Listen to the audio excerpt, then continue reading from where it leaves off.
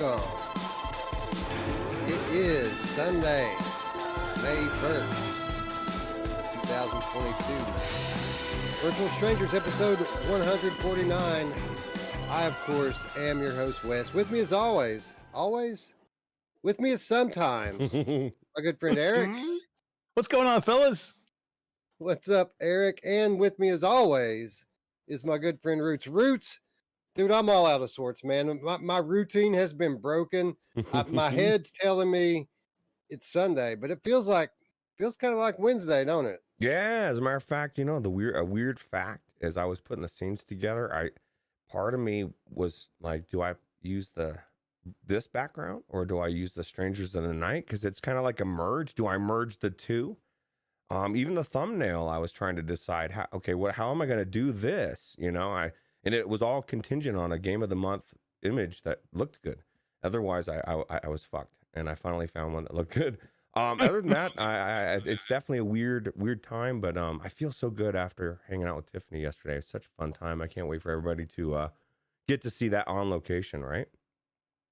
Yeah, man. We went on location from Walkabout Mini Golf with Tiffany, our lovely friend Tiffany from Skydance. And man, we had a blast. Eric, what were we in there, like 4 hours or something? Seemed like it was about 20 minutes. Gamer chick completely foobarred my entire late night stream. She completely killed it. It's all her fault, but it was 100% worth it. She was so good, man. We were in there for almost 4 hours. It felt like 2 hours, right? Yeah, and you know, my OCD or my I guess I get so I got to do something. Usually, I'm teleporting. I was replaying my hits a lot. My guy, a lot of misses actually. And didn't even realize till today. I was thinking about how rude that was as Tiffany was sitting there talking, and I'm just like, my guy's just continually. I probably still do it again today because I really think that's I love that feature of the game. But yeah, it was a weird, cool time.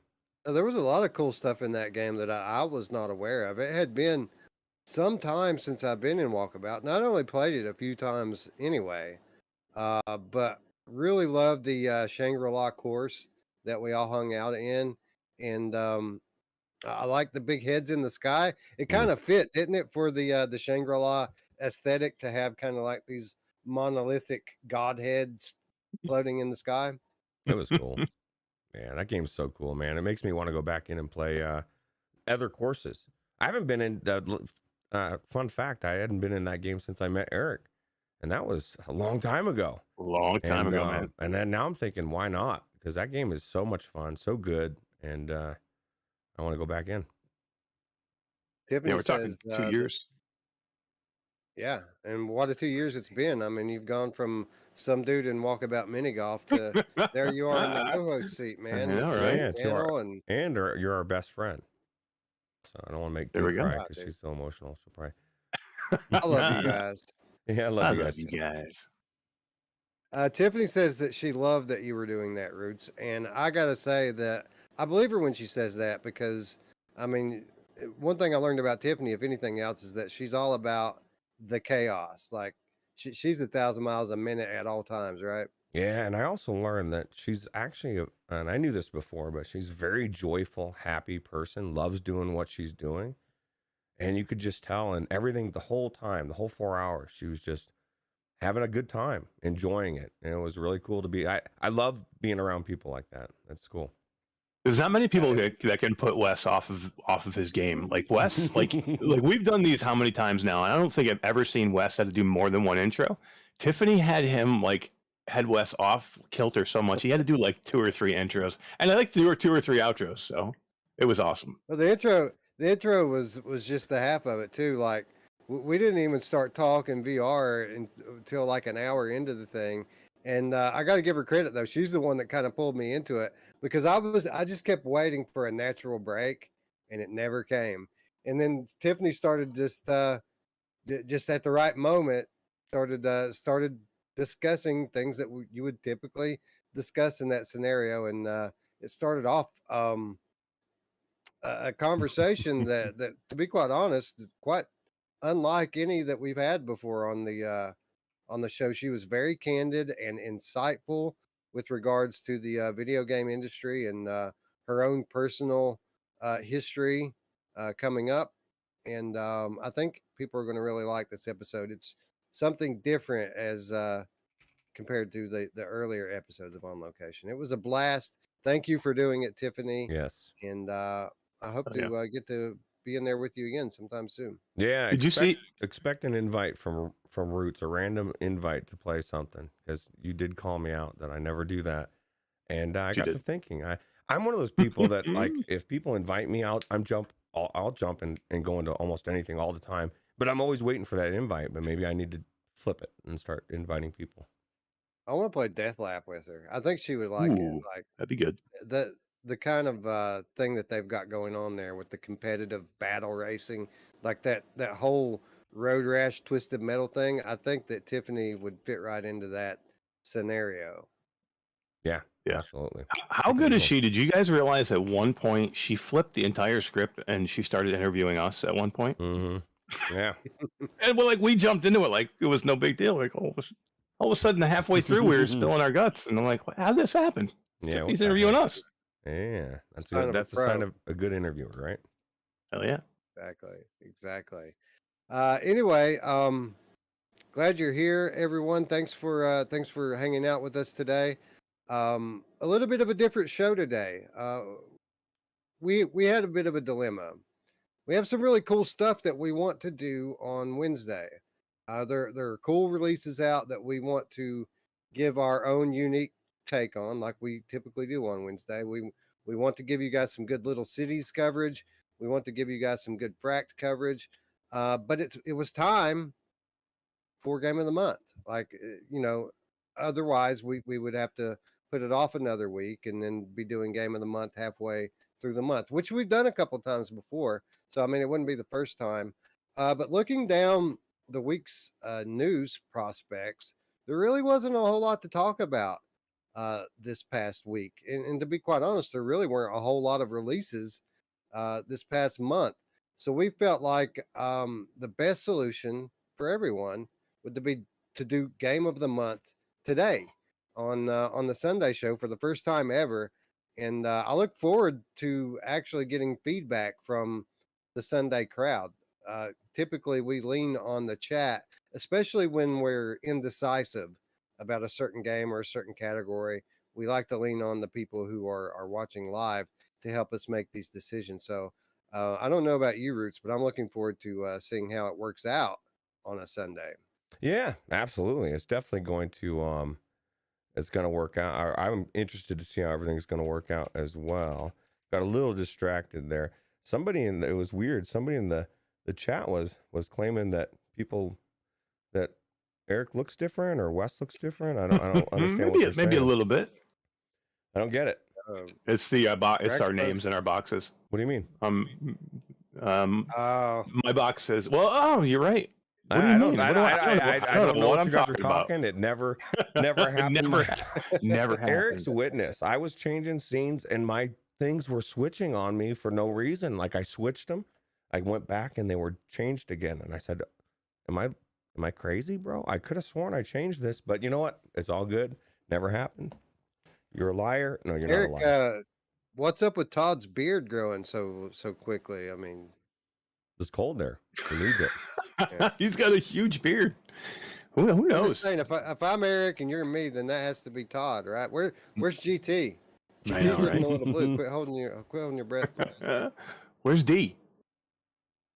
Yeah, I know, right? We need D. Oh, I'm glad you mentioned that. We got some games to give out today, as we typically do, thanks to the generosity of Mickey Barrios, which, by the way, our newest Patreon, Mickey Barrios. I want to shout out Mickey. I want to shout out Felipe Laras, both within the last 10 days or so, adding their names to the immortal roles of the Virtual Strangers Patreon. We appreciate you both, and everyone else who contributes, like Traveling Man 3775, who just came through with the $5 tip. Hyped to hear her thoughts. Love you, gamer chick. That's what Traveling Man had to say with his tip, and I concur. We love Tiffany as well. Yeah, absolutely. Hell yeah. But anyway, a different show today. I'm interested to see how it works out. I think it's going to be pretty good. We do have some other things to talk about as well. So why don't we kick it off the way we always do by saying hello to our friends in chat. Tiffany, we already said hello to about 5 times, but I love her so much. I'm going to say hello again, Tiffany. Bluebell is here, as is Mickey. What's up, Mickey? We were just talking about you, bro. Good to see you. Good job, Bluebell.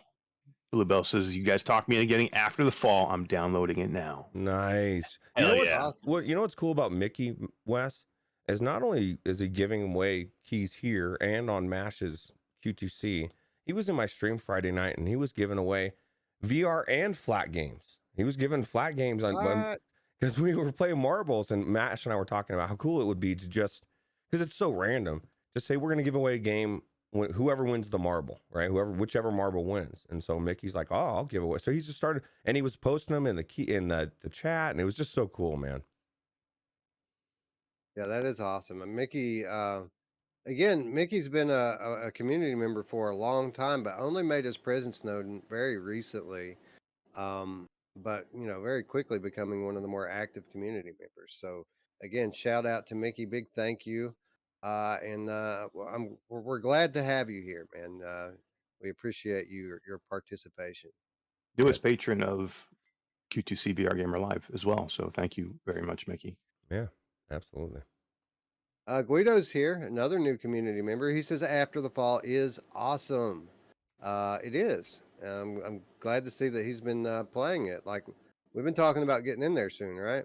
Yeah, We played last night. Yeah, Eric was in there last night, Oh, yeah? and that was one of the things that he said he felt bad because his stream. He was late because we all got wrapped up in that whole thing and then two, he 4 hours. Like you can only VR has its drawback is like you can only physically go so long to where your body just starts telling you, and you need to get out.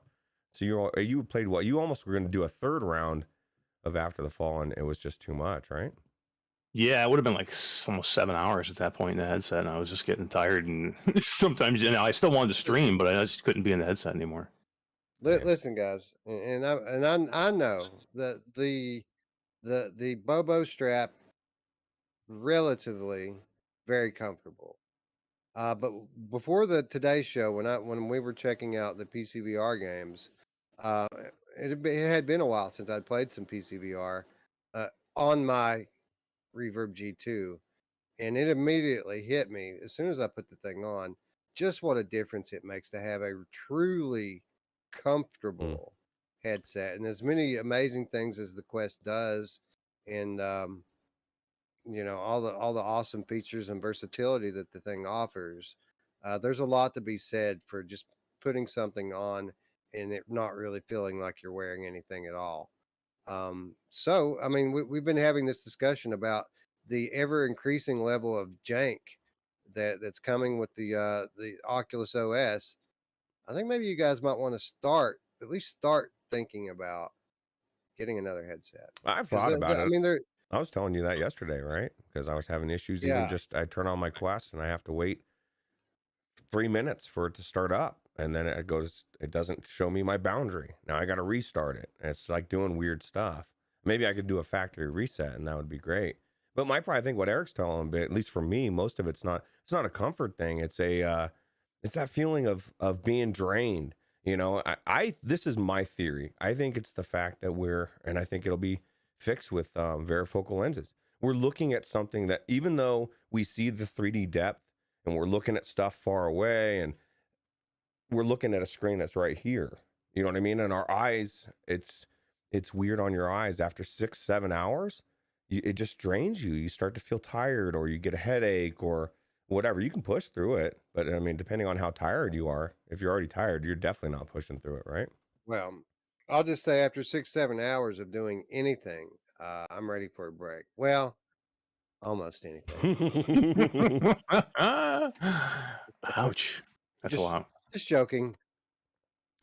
Anyway. Michelle's like, no, he's not.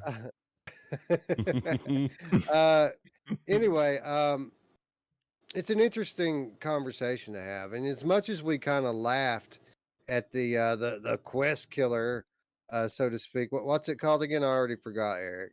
Pico Neo 3 Link just rolls up. Neo 3 Link. as much as we laugh at that, the fact that it is a native PCVR headset with a native connection, maybe it alleviates a lot of this jank that we're increasingly having to deal with, and that's not to even speak about comfort issues that we were talking about as well. I'm looking forward to seeing what the next generation of headsets offer. This probably is today the only reason or the main reason I'm looking forward to Cambria. Like Cambria is not going to offer a whole lot over the Quest 2 in terms of gaming, but what it is going to offer, Roots, is something that's very lightweight and comfortable. So part of me, which is telling you maybe look into a Reverb G2, which is a great headset, very comfortable, and beautiful screens and all that. You might want to actually hold off to see how much the Camry is going to cost, because it's not that far off. Yeah, that's exactly what I was just going to say. I think that would be the thing. Although it's going to definitely what Mash was talking about on his show. It's the way their words they're using don't make it sound like it's going to be cheap. So we're probably looking at like $800 headset, which, I mean, if for everything you're going to get, that's great. But I agree, man, that the whole thing they're focusing on, they're almost obsessively focused on getting things lighter and not so heavy on that headset, making it more comfortable, right? Like that, exactly. Like your This is what it needs to be. This is what it needs to be. When headsets will be this, which the Cambria will not be, and I don't think anything that we see, maybe the Apple, I don't know, but when they get to this weight and this form factor, then all bets are off. Everything changes, and this is not that far off. The problem with this is nothing but the operating system and what they do with it. So if you said I could get a VR headset that's this size for $1,000, I'll work it out and I'll figure out how to buy it. Yeah, but it needs to be this I big. don't. This is the size I of don't think. the headset needs to be. Right.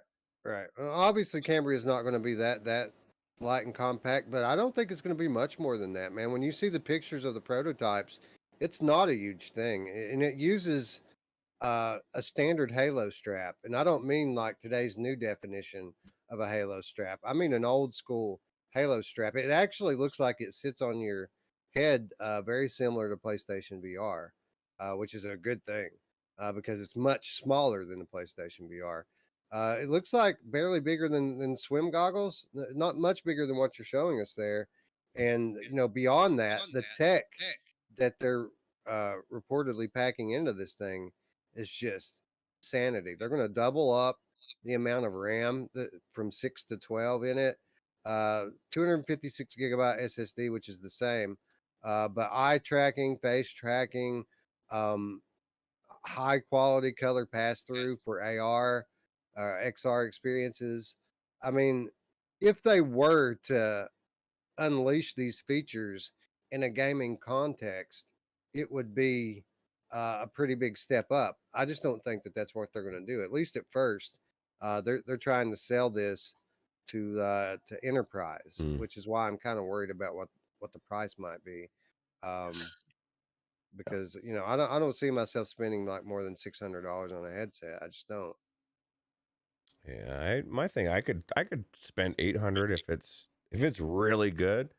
I could see paying that, but I'd rather pay 600. Absolutely. I haven't got one for a lot. My last headset I got really was the Quest 2. I mean, at least the ones that I've held on to.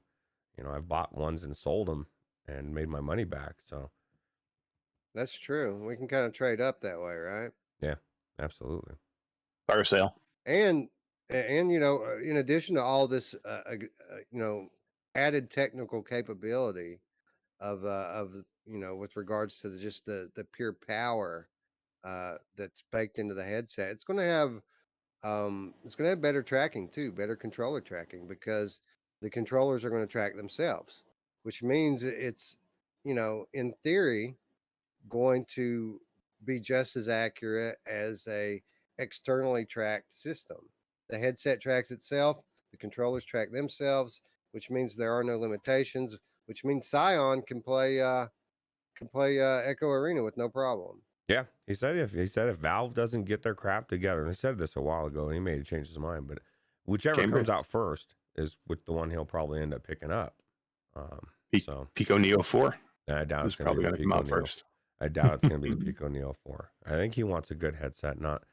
Yeah. Well, okay, I don't want to offend Good. Sebastian because he came into Eric's stream and he was actually very, very positive on that. So I guess it's probably better than I think, right? Well, I don't know. I don't want to critique Sebastian. I like him. He's a nice guy. So, he's a bit of a hardware cheerleader sometimes. We'll just say that. He's definitely a lot more invested in hardware than we are. We're software, right? For sure. That's his whole bag, man. That's his whole thing. Onakazi says, if you're thinking about a G2, that's 600 right there.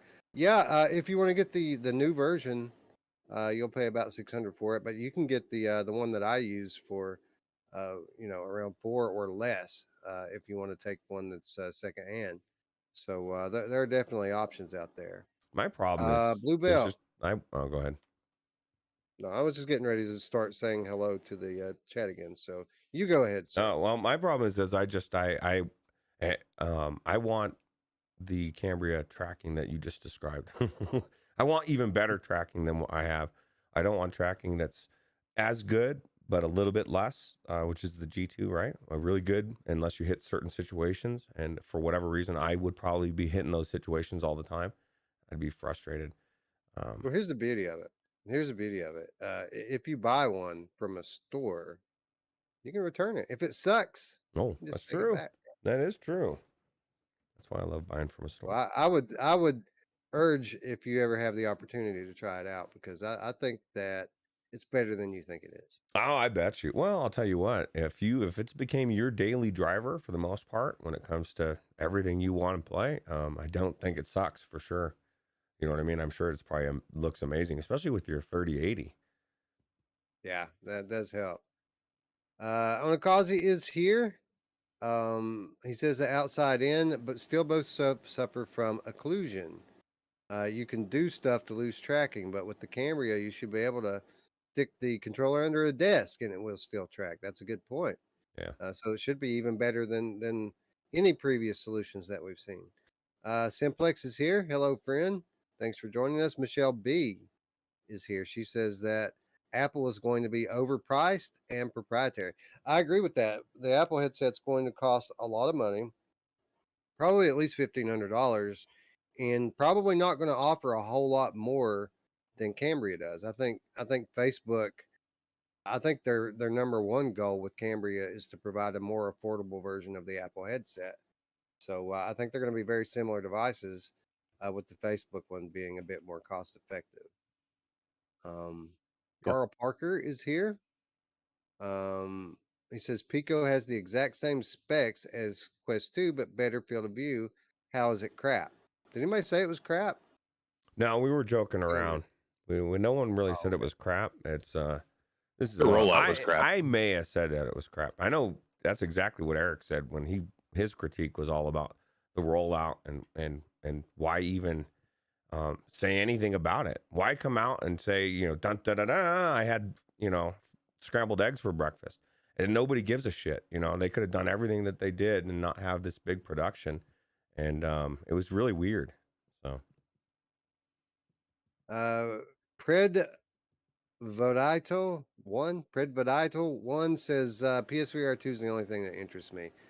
I can completely agree with that. It's just we get hardware fever, and then it's kind of a bait and switch, right? Like we expect it to come this year, and then it's not coming this year, and now we need somewhere to put all this hardware hype. So we're just desperately grasping for whatever they throw at us, right? yeah. But I wholeheartedly agree. The only thing I'm really truly excited about is PSVR 2. Like that's what somebody in the chat just said. Predvodito one. I don't know. Yeah. So I'm excited for it. As opposed to Predvodito 2.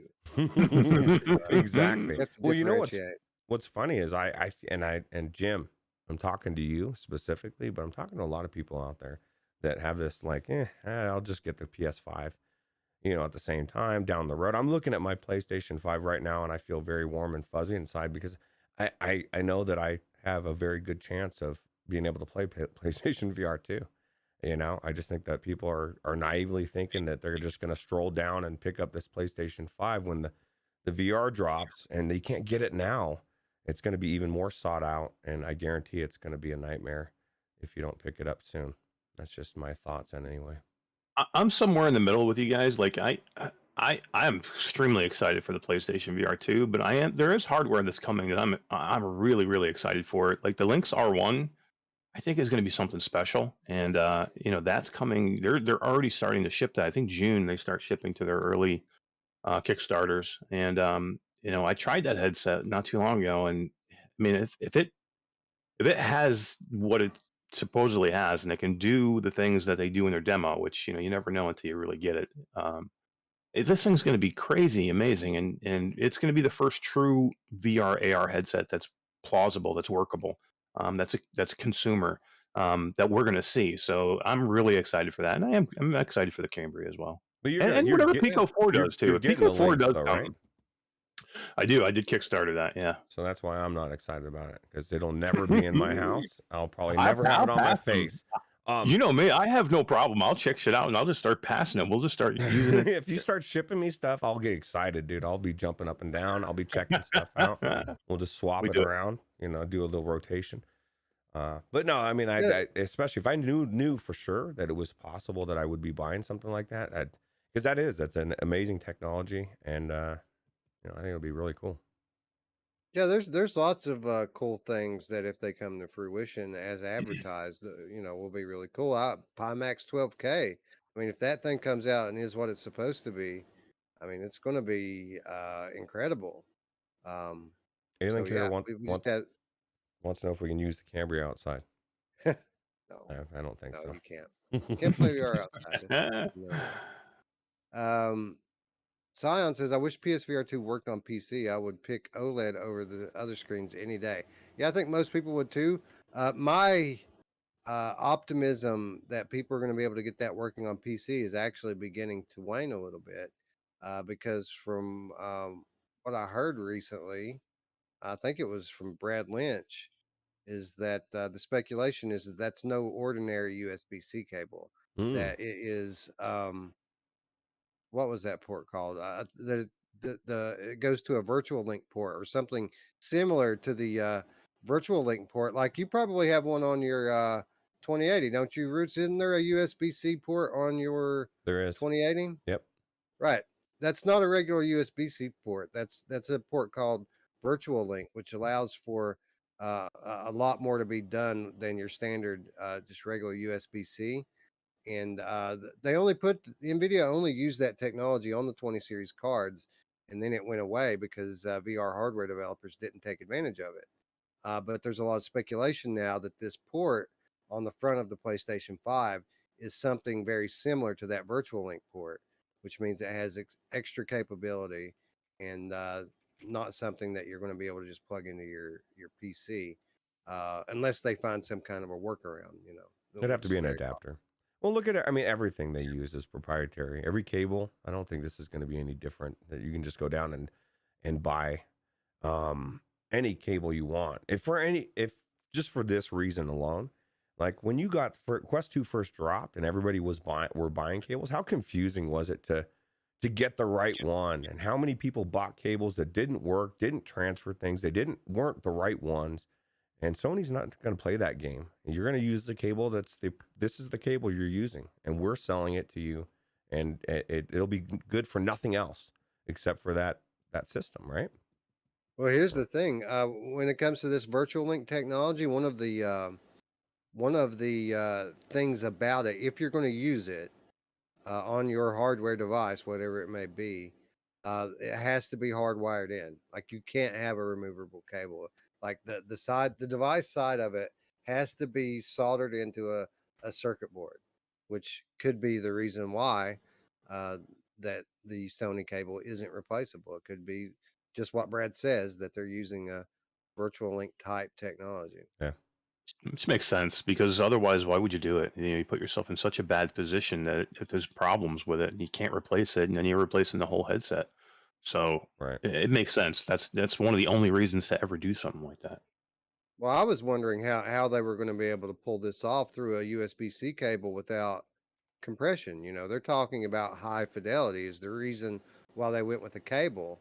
When they said that, I'm thinking, well, then why did you go with USB-C instead of like DisplayPort or HDMI? Well, I mean, this would explain that, wouldn't it? Yeah.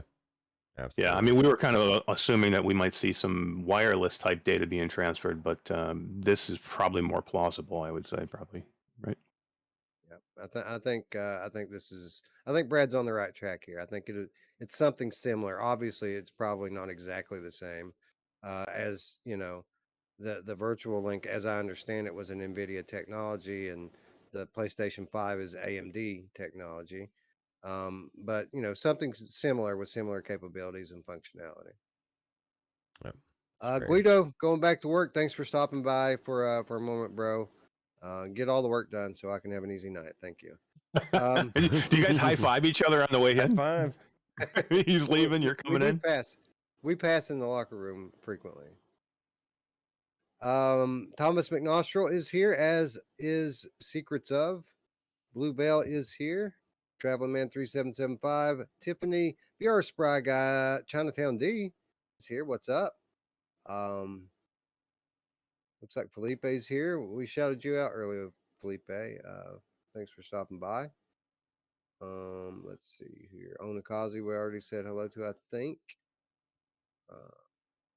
Island Kara, hello.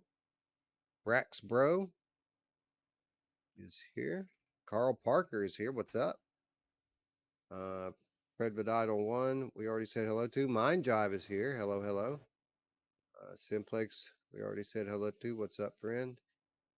Parker was asking about FOV on these Vive Flow things. They're tiny. I'll give you guys a look. They're small. They're a little bit smaller than what the Quest 2 is, but yeah, they're small. That's the issue. Quest 2, Quest 2 is about as small as I can handle. Like it's noticeable when I'm in the Quest 2. Like it's a little bit constricted, right? How is the G2? Because that's one headset that I've put on briefly, and I don't even remember it. That's how brief it was. So, I mean, It's a little more. It's not like groundbreaking more. It's about like a PSVR. I would compare it to. It's very similar to that kind of a field of view. 100 degrees, 110 maybe, 105. I've been messing around with my Pimax, and it's tough. It's tough going from that from the Pimax back to the Quest 2. It's a difficult transition for the first probably half hour, 45 minutes in the headset, because all you see is binoculars. How come you don't use it all the time for everything? The Pimax, it's just ease of use. I can just grab it easily, and but I've been doing it more with PCVR. Anytime I'm doing PCVR, because it's just I want to see what it can do. So I've definitely been doing it more now. Yeah, I know. I'm gonna keep it. I think I've worked it out. I wrote a nice blog today for them. I'm very, very happy with it, and if I didn't like it, I wouldn't keep it. I would just send it back. It'd be easy enough to send back. But I really like it, and I wrote a nice piece on it today that I'll have up somewhere next week. Nice. That tells me everything that I need to know. That the rumors that we had heard that Pimax is finally starting to get things figured out, apparently true. And 8KX is a quality product, as many people have claimed that it is. Now that's quite a thing to consider now going forward. When you start looking at maybe picking up another headset, like if I already had base stations bought and paid for, yep, I would probably be seriously considering buying that. Yeah, it's the easy get if you already have. If you had like either Vive wands, or if you had knuckle controllers with base stations, I don't think it's a no-brainer really. That's that good of a headset. The field of view, the 200-degree field of view, is such a game changer. And just remember, it's not just 200 degrees diagonal; it's 170 horizontal, which is freaking crazy, man. And when you put it on, and here's what happens too. It's still Fresnel lenses, but I don't know how they do it. There's zero screen door, and there is almost no God rays. which is something that I absolutely hate about the Valve Index. The God rays on mine are terrible. Now I know some people have had better results. I don't know if they got different production models. Some people say they don't have God rays. The God rays on mine are almost unbearable. They're that noticeable. I can't stand them that much. But I mean, I love the Valve Index too. Trust me. But this headset, the jank is gone. They fixed the UI. The Pi tool is a piece of cake, guys. It's once I got everything hooked up, and I had some driver issues with my wheel and pedals, but once I got that figured out, everything else, it's almost as easy as turning your Quest 2 on and getting it going. Well, it's $200 cheaper than the Index, right? I mean, not as far as what in my mind, I'm thinking of the Cambria, right? If the $800, because you're not we always think about these base stations, and I think the base stations, as great as they are and have been great for precision, I think they're on their way out. If Cambria is what it's going to be the standard, right? If it's as good as we think it's going to be. And so I'm not rushing out to get a headset with base stations with the intentions of using them in the future for future headsets. But it's, and then so that for me, it's like for anybody that's thinking about getting the Index, you can get a cheaper, theoretically better version with a Cambria. It's going to be more high tech. It's going to have a lot more options, and you're not going to need those base stations. And those base stations are something that can go out, and we all know the Index controllers will absolutely go out. So, Paradise Decay is with us. He says, you know who else likes double the RAM? Hell yeah. Yeah, in so many ways. Let's see here. We're going to try to get through this chat so we can get the show on the road. Zayla Maru is here, as is Hack the Game Cat. Fat Boy Vernon is here. What's up? What's up? Scion is up in there somewhere as well. Let's see here. Alex VR just got it slid in the chat. Hey, Shiny Robot was here earlier too. I think I saw. Oh, really? I haven't seen Shiny in a while. Glad to. I think I'm right with that, right? Carl Parker was asking what's the weight on the Pimaxes, and they are big. It's the AKX is about 500 grams without the strap and about 750 grams with the strap. So, it's a heavy duty strap. It's not the jock strap you're going to see on the Quest 2, because the Quest 2 is about 500 grams, but that thing's got a jock strap on it. This is a heavy duty headset with built-in audio solutions. So it's like the DOS kind of head strap on it. So it's about 750, which it's much better than I thought it would be. Yeah, but most people say it's comfortable. After you get used to the size of the thing, it's not like heavy or anything. You kind of have to get used to the wobble, getting your controllers near it, right?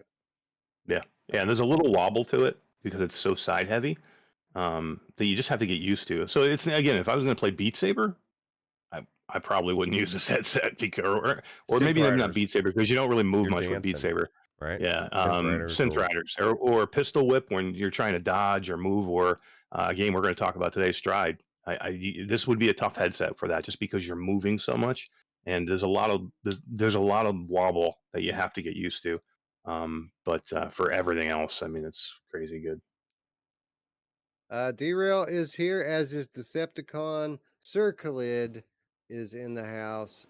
Radio Runt, and man, it just keeps on going. Techno Glitch is up in there as well. Meow Meow the Gamer Cat. This is what happens when we say hello to the chat 30 minutes after the show. 2 hours of saying hello to the chat. Anyway, I think that's everyone. If I missed you, Delirium's here. What's up? What's up? If I missed you, I'm sorry. I tried to get everyone in, but you know how it goes. Tom Flesh Eater Gaming is here. Hello, hello, hello, hello. Hello, friends. All right, so let's get the show on the road. When I was looking back through the putting together the Game of the Month list, I noticed how notoriously sparse the releases were last month. There was more releases on Oculus Quest in March than there was in all of VR in April. Notable releases, obviously not counting like bloatware and all the crap that comes to Steam VR. But there were more notable releases on Quest in March than there were in all of VR in April. So that made me think, what's coming? What's coming up in May? Is it going to pick up? Is it going to be more of the same? And Upload did a little article. These are the big releases in May, and again, not very much. I mean, it's not like there's nothing. There's cool stuff coming, to be sure. Fract is coming this week, for example, which is something to be really excited about. But again, there isn't really a whole lot to look forward to as far as known, and I have to, put an emphasis on that. Because stuff could drop any day. But as far as the known releases in May, there isn't a whole lot until you take a look at what's happening in PCVR land. And then all of a sudden, you start to become excited because even though there aren't a ton of, you know, high profile known releases coming in May, there's something remarkable happening, Roots, as the release windows for all of these various mods we've been hearing about and talking about for weeks and months now at this point all seem to be converging on the next couple of weeks. So I thought that we would kick today's episode off by taking a look at some of the flat games that you're about to be able to play, or in some cases are able to play right now. And the first one I want to talk about is Wolfenstein II. I saw this article last week, and this one specifically is from Eurogamer, but there's a few articles out on it. That basically says that there's a full-on VR mode now for that's available for Wolfenstein 2. And looking at the footage for the game, you can see that it looks very, very good. The game graphically looks good, but the VR controls and motion controller support looks very good as well. It looks so good that we talked about adding this into last Wednesday's lineup at the last minute just because we wanted to play it. Um, but when we did that, we had some trouble, downloading it. We learned that this is one of those Vulkan 3D mods, which I haven't had any experience with, so it wasn't in the cards. But as cool as this looks, it was kind of disappointing that we didn't get to try it out last week, wasn't it, Eric? Yeah, I mean, I saw videos of people like Paradise Decay playing this thing, man, and I was like, we need to do this. But I was getting ready to do it, and you had messaged and said, so I can't do it. Something's wrong. I can't get into it. And then what happens with us is we barely have time to get into things that we have to as it is. So when we have to take extra time to get things set up, sometimes it just doesn't work. And that was going to be way too crazy to do, but I'm still going to do it. I watched another video that PD did again today, which was a kind of a fix for the controls and the aiming. That seemed like it's going to change things. And actually, he said that they're going to have head aiming on it too, which is something I might wait for, because I think he said he was going to wait until they got head aiming back in it to jump back in and play it again. But God, it looks so goddamn good. That's what while you're saying all of that, Eric, all I'm thinking is I want to go in when they've fixed everything. I don't want to have to, you know what I mean? The aiming, whatever, the head aiming. I'm ready to go in and play it. It looks amazing, but I want to make sure that everything's ironed out when not having issues. So this comes from modder Helifax. Again, it's a full 6DoF VR mod to Wolfenstein 2: The New Colossus. The mod features single frame stereo instance 6DoF VR with ray tracing, which is probably why it looks so pretty when you see it. And Helifax has also implemented a kind of faux motion control scheme that maps the gun aiming to either the mouse or the right thumbstick of your controller of choice. It's a unique way to control a flat screen to VR game, but it's one that takes a little while to get used to, according to the author of this article. The mod itself, a bit more complex to set up. Again, it's one of those I've already forgotten what Vulcan. It's one of those Vulcan mods which allows you to play games like Doom 2016 and Doom Eternal, Detroit Become Human. There's a ton of games that are kind of in the beta stages right now. But as far as what the actual look of the game inside the headset, uh, all of these games supposedly look phenomenal. Roots, I would say at least for the very least, this thing looks like 10,000 times better than Wolfenstein Cyberpilot, which is the only official Wolfenstein title that we have in VR right now, Yeah. right? Yeah, because that's one of those ones I always use about how we have this bad taste in our mouth for IPs and we're always unsure of what's going to come out. That's one of the ones I think of specifically because we were all excited about this is a legit game, right? Brought into VR. And I mean, this is our future. We're on the cusp of every game, I believe, being this easy. Or actually, I guess this isn't even an easy mod to do, but it'll be even easier, right? So Right. Anyway, this is Wolfenstein 2, again, available free to download from the Halifax website. This game is available, or this mod rather, is available today, right now. Another one available right now is one that I keep coming back to as we talk about these mods, you know, week after week, month after month.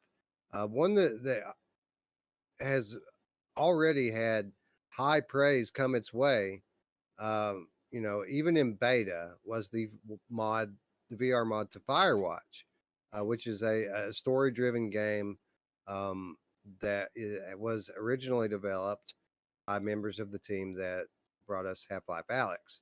Um, Firewatch, the Firewatch VR mod is now in full 1.0 release. This is another free mod of what was already supposedly an amazing mod.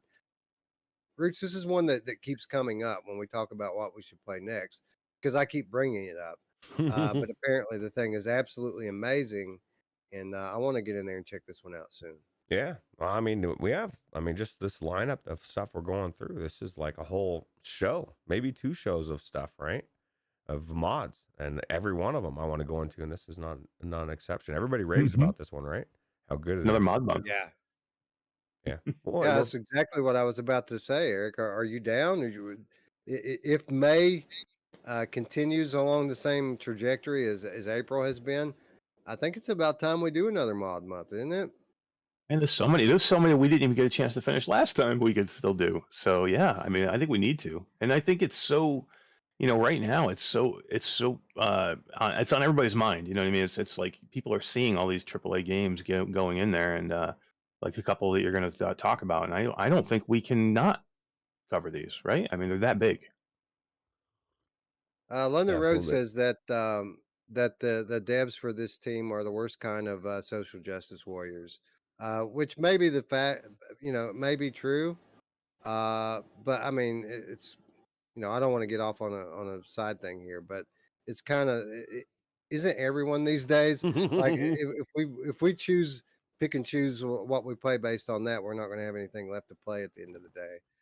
So I'll forgive them for their social views just this once because this game looks amazing.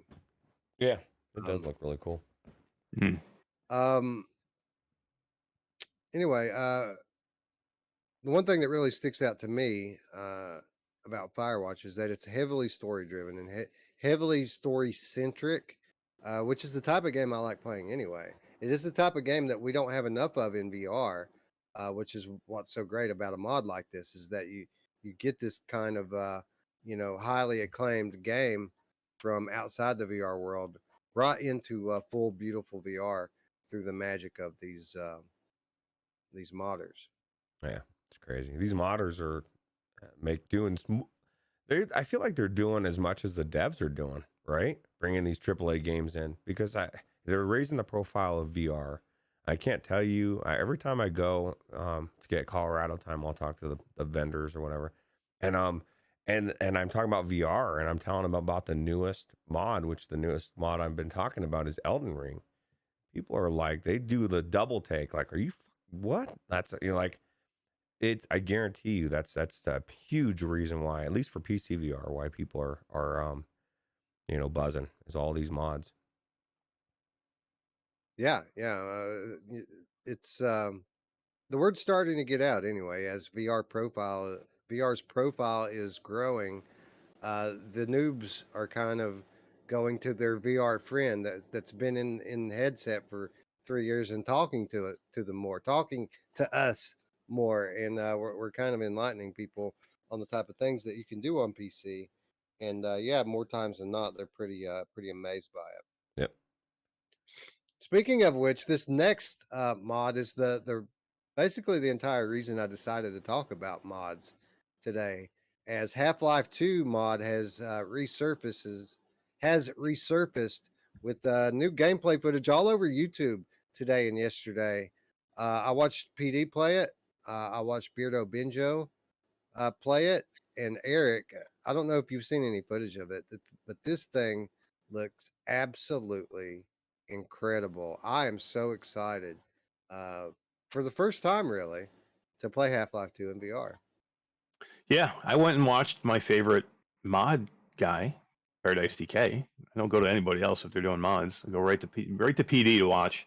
Yeah, I watched it. Of course, I had to see it. I mean, it's crazy, amazing. He played it right from the scene when you're on the subway, waking up. When the agent is waking you up, and I'm like, holy crap, this looks amazing. It's not even just that you're in VR with it. It looks way better than the game originally looked. Everything looks like it looks like Half-Life Alyx quality of game, but you're playing, Half-Life 2, which was, it was a transcendent game. Did you guys play it? I played a Did little you? bit Did you flat. yeah, you said like you a didn't year play it, right, ago. Wes? Just now. So yeah, I mean the gravity gun, the things that you could do in this game were crazy. The story was so good. This is where the story really started to get interesting with the Half-Life universe. So yeah, just being able to be in this universe is going to be amazing, and people are going to freak, man. Yeah, that's Yeah, for I looked at that's that. good. I looked at that original, Half-Life 1 mod that you can play on Quest. And, while people, Half-Life fans were kind of drooling all over it, it didn't look very great to me. This, on the other hand, this looks phenomenal. I think you said it. This looks like another Half-Life Alyx quality game. Maybe not quite as visually good looking, but it does look really good. Uh, but, what you get in a trade-off is you're going to get a much longer campaign here, right? Oh yeah, the full story. This is it. This story starts to really get crazy in here too. I mean, you really start to flesh it out. I mean, they built actually like 2 or 3 expansion packs just off this story. So this is really when it starts to get interesting if you're looking at the whole lore of the Half-Life universe. Yeah, And this is a mod that's been in the works off and on for about as long as I've been in VR. Only recently have they started to make real inroads with it, as the team Beef has gotten involved with helping with the development of this, and it shows because typically the team Beef mods, they play like native VR mods, and that's what this looks like. This looks like a native VR game. Yeah, this is what I want. This is when people say, I'm holding out for the AAA. I want Half-Life. I want to play this. I want to play it right now. It looks amazing. You know. Yeah. Delirium says skip Half-Life 1. Half-Life 2 is amazing. The way that they pace the game, and you'll never leave first person Gordon view. It's really got environmental storytelling also. So this is all music to my ears. And again, I'm just so excited, seeing, people like PD and again, Beardo Benjo and a few others just completely drool all over this game today. Has gotten me like this might be the top of my list of what I want to play right now. Now it's not available yet, but the consensus seems to be that this thing could really drop at any time. Um, I don't want to wait. I think I might go request access to it. I think We you need to. should. Yeah, hell Yeah, yeah. we need to. We need to get in there. I want to get in there, man. You will love this, man, because this is, you're digging, Fallout, Fallout 4 right now, and this is not Fallout 4, but it gives you those vibes, the environment, the universe, the world that you're in. it'll give you those vibes. And like I said, the story's good, the pacing is good, and you'll really like it. Yeah, I just want I've something been, that's deep, and this is it, right? The Oh story yeah, that's amazing. yep. you know, like I've kind of, coincidentally, I've been having that itch to get back in and play Half-Life Alyx again, Mm, just because it's been a while. I only played through it one time, me too. and that was when it launched. So I think it's been sufficiently long now that I could get back into that and enjoy it again. But if Half-Life 2, is available now and looks like this and plays like this, like we might have to put Alex back on the shelf for a little while we play through the OG Oh yeah. phenomenon. Well, wouldn't if you're gonna play through Half-Life Alyx again, wouldn't you want to play the game before it? You know, which everybody else was freaking about us even knowing the story before. You got to watch this. You got to watch that. You're gonna go into it and not understand what's going on. I didn't watch anything and I was fine. But it would be cool to go back and play 2 and then follow up and play Alex again and see, because I've forgotten. I'm the same way. I've played one time, and so I guarantee most of it is going to be, I remember Jeff. That's about it. Awesome. Awesome. Yeah. So I think that confirms it, right? Mod month, May 2022, all over again. Yes, let's do it. PD, I'm gonna be calling you to make sure I get these mods right, man. Sorry. Yeah. You're gonna be like, oh, Mash, He's calling like, me "I'm again. sorry. I bet it's easy as pie, man. If this is team beef work, I'm Mm, sure it's just click and drag. that's true, but that's not even it, man. There's still 2 more mods that I'm actually more excited for than this one. I know. Well, again, we're going to kind of wrap up the mod talk with a couple that we've already talked about at length, but fully expected to have our hands on these anytime. First of all, Resident Evil Village. We showed a rather lengthy clip of this just a few weeks ago here on this very show, and that was even edited down. And a lot of that jank and weirdness that we saw with the earliest versions of the hand tracking in this game appears to be mostly gone now. And this thing looks to be in a very, very playable state. Eric, I for one am so glad that I didn't succumb to the urge to play this flat when it released. I know, man. Me too. I have it sitting right here. I have it on PS5 right here. I could play it, and I didn't do it. I did watch Ruuts stream it for a little bit, and it freaking scary, man. Flat. This game's gonna be terrifying. It was crazy, in Wes. VR. And I'm not sad that I checked it out flat, because I just kind of like, what was the other game that I just got a taste of it, right? And so like it's fucking crazy. And now and it's been so long since I went, I have no idea what's going on. But and then I'm also hoping for the free upgraded PSVR 2 version that's gonna come when they drop PSVR 2. I'm hoping. So. Absolutely, I believe that's going to happen.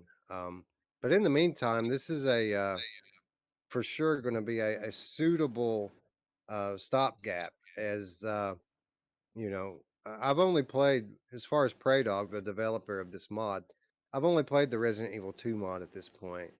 But it is hands down the best PCVR mod that I have ever played.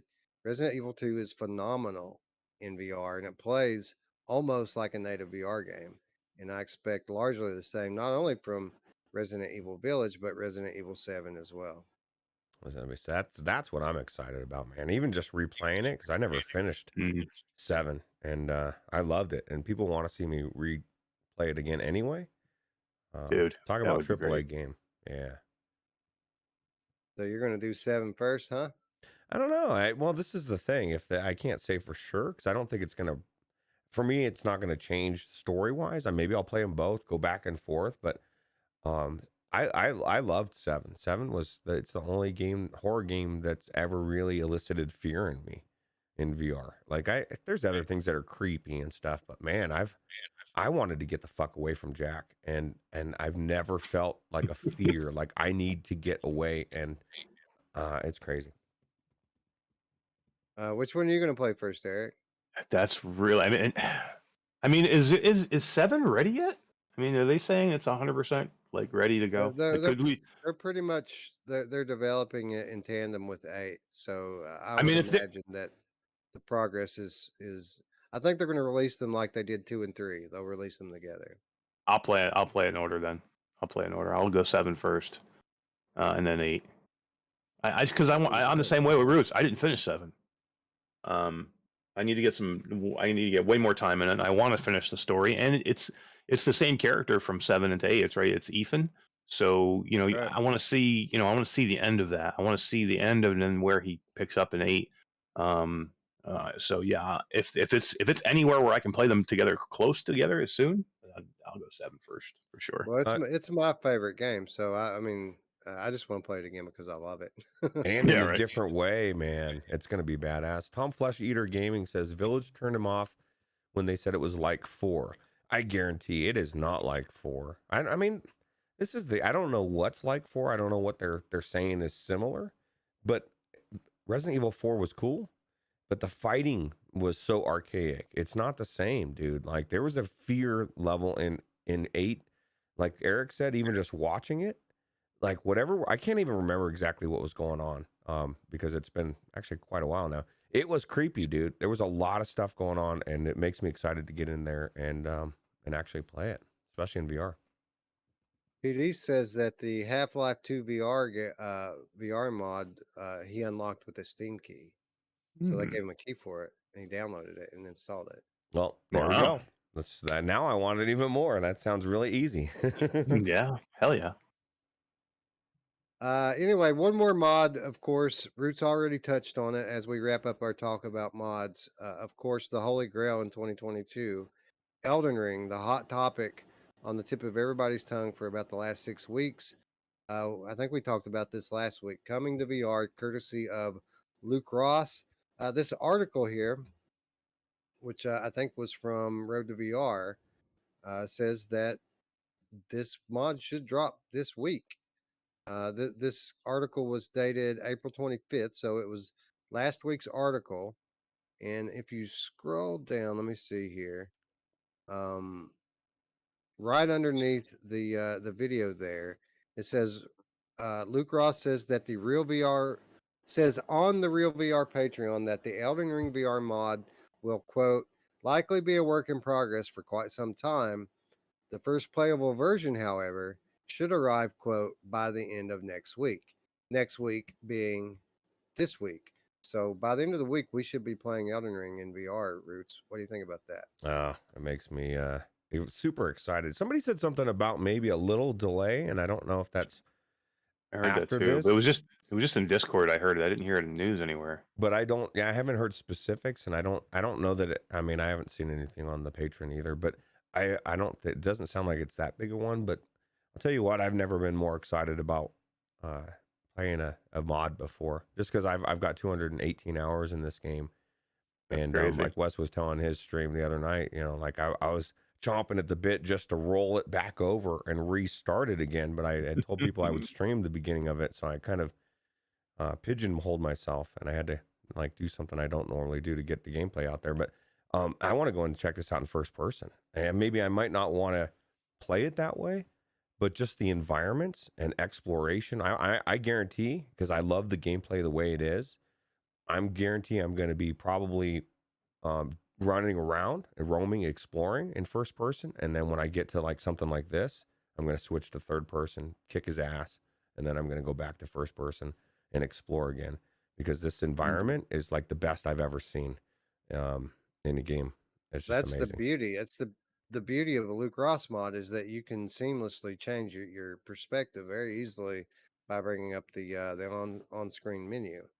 Yep. I mean, I guess it's not super easy, but it's easy enough that you can switch in real time as you play. So that's cool, and I think a game like this, as you mentioned, is going to kind of demand that kind of experimentation with the POV. Yeah, unless you're a badass and you want, I mean, if you're so good at these games, you might still kick ass in first person, and that'll feel even better. And so it's just so cool. I want this today. How did they handle the Luke Ross did the Red Dead Redemption to mod. How did they handle the horseback riding in that? Because Well, I know you played it. I didn't play it. as far as how do you Like mean? you still rode the horse? Yeah, you're still on. And Everything's the same. how was the horse? Because everybody, all the developers say horseback riding in VR is something that's difficult to do because you're, to simulate a horseback, you're having to to riding a horse, you have to be, up and down and jostled, and that can make you sick in VR when you get movement like that in a first person view. Was there any issues? No, I see. I don't. I'm a bad person for that because I don't get sick for something like that. I know that there was a head bob, and I imagine that if somebody had an issue, they would have to go to like maybe the zoomed out just a little bit further. But damn you, Eric, for bringing up Red Dead 2 because that's the best mod I've ever played. And Elden Ring's going to take its place, but it's such an exploration jumping on that horse, and just the story is so good. It's something that Wes, you need to. I keep every time it comes up, you need to play this. This is going to be your game. I see you streaming it like you do Fallout 4. You would love it so much. Well, what we need to do is we just need to quit covering quests. We need to quit covering quests so that we can play PCVR until PSVR 2 gets here. And all in favor? Absolutely. Sorry, Quest. We're done. No more questicles. Science cheering right now. Gerillo is popping champagne cork. And then there's a couple people out there that know that that's not happening. And they're like, fuck you. Tom Flesh Eater Gaming saying exactly what I thought when you mentioned it. In Skyrim VR, it was pretty good with the horse riding. It was, unless you're playing on like OG PS4, which again we were kind of noobs when I first tried Skyrim on the OG PS4, but it did induce a little bit of nausea. That opening scene where you're not even riding on horseback, you're in a carriage or not a wagon, and a wagon, right? Yeah, wagon. Yeah, and I got a little bit queasy from it. It made my wife downright outright sick. But again, we were noobs at the time, so I don't know how much of that was on the game, how much of that was on the PS4, and how much of it was on us. Could be frame rates. Could have been a lot of things, right?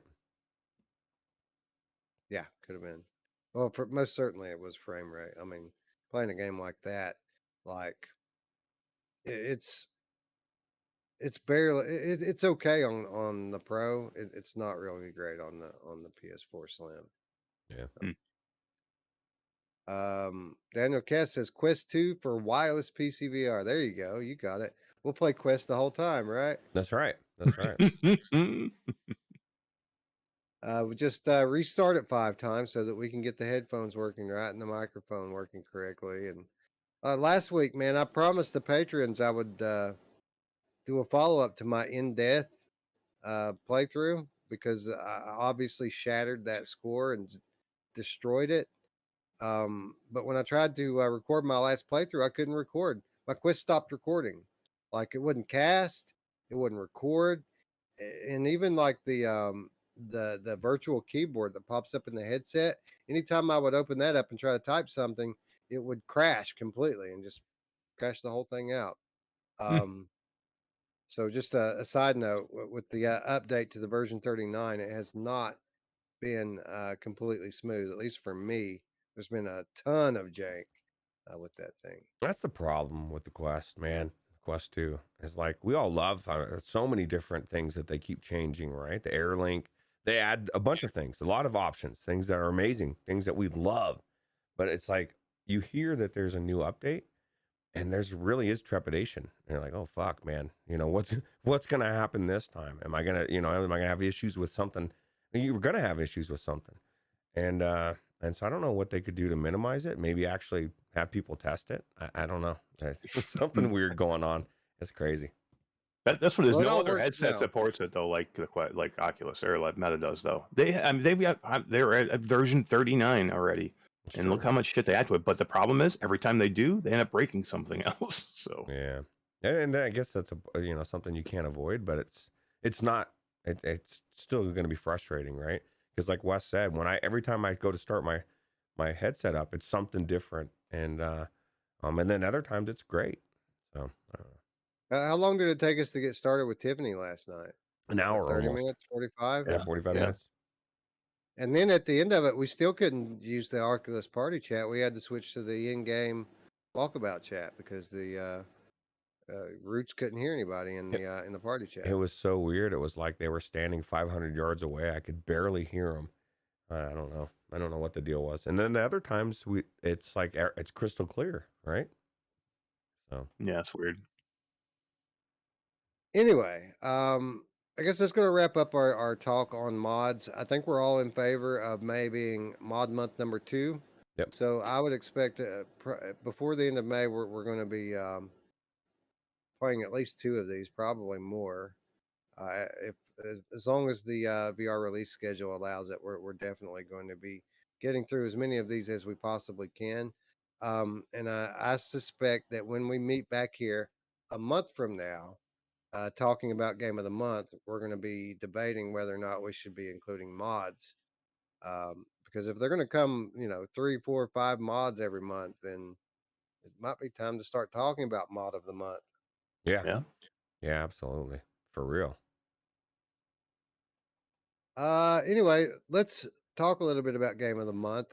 There weren't many VR releases in the month of April, but the good thing is that the releases that there were spread out among the platforms pretty evenly. So everybody got something.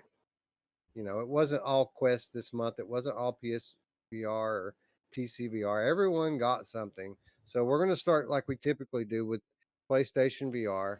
On the 7th of April, PlayStation VR got what has been a staple to PCVR and even more recently to Quest.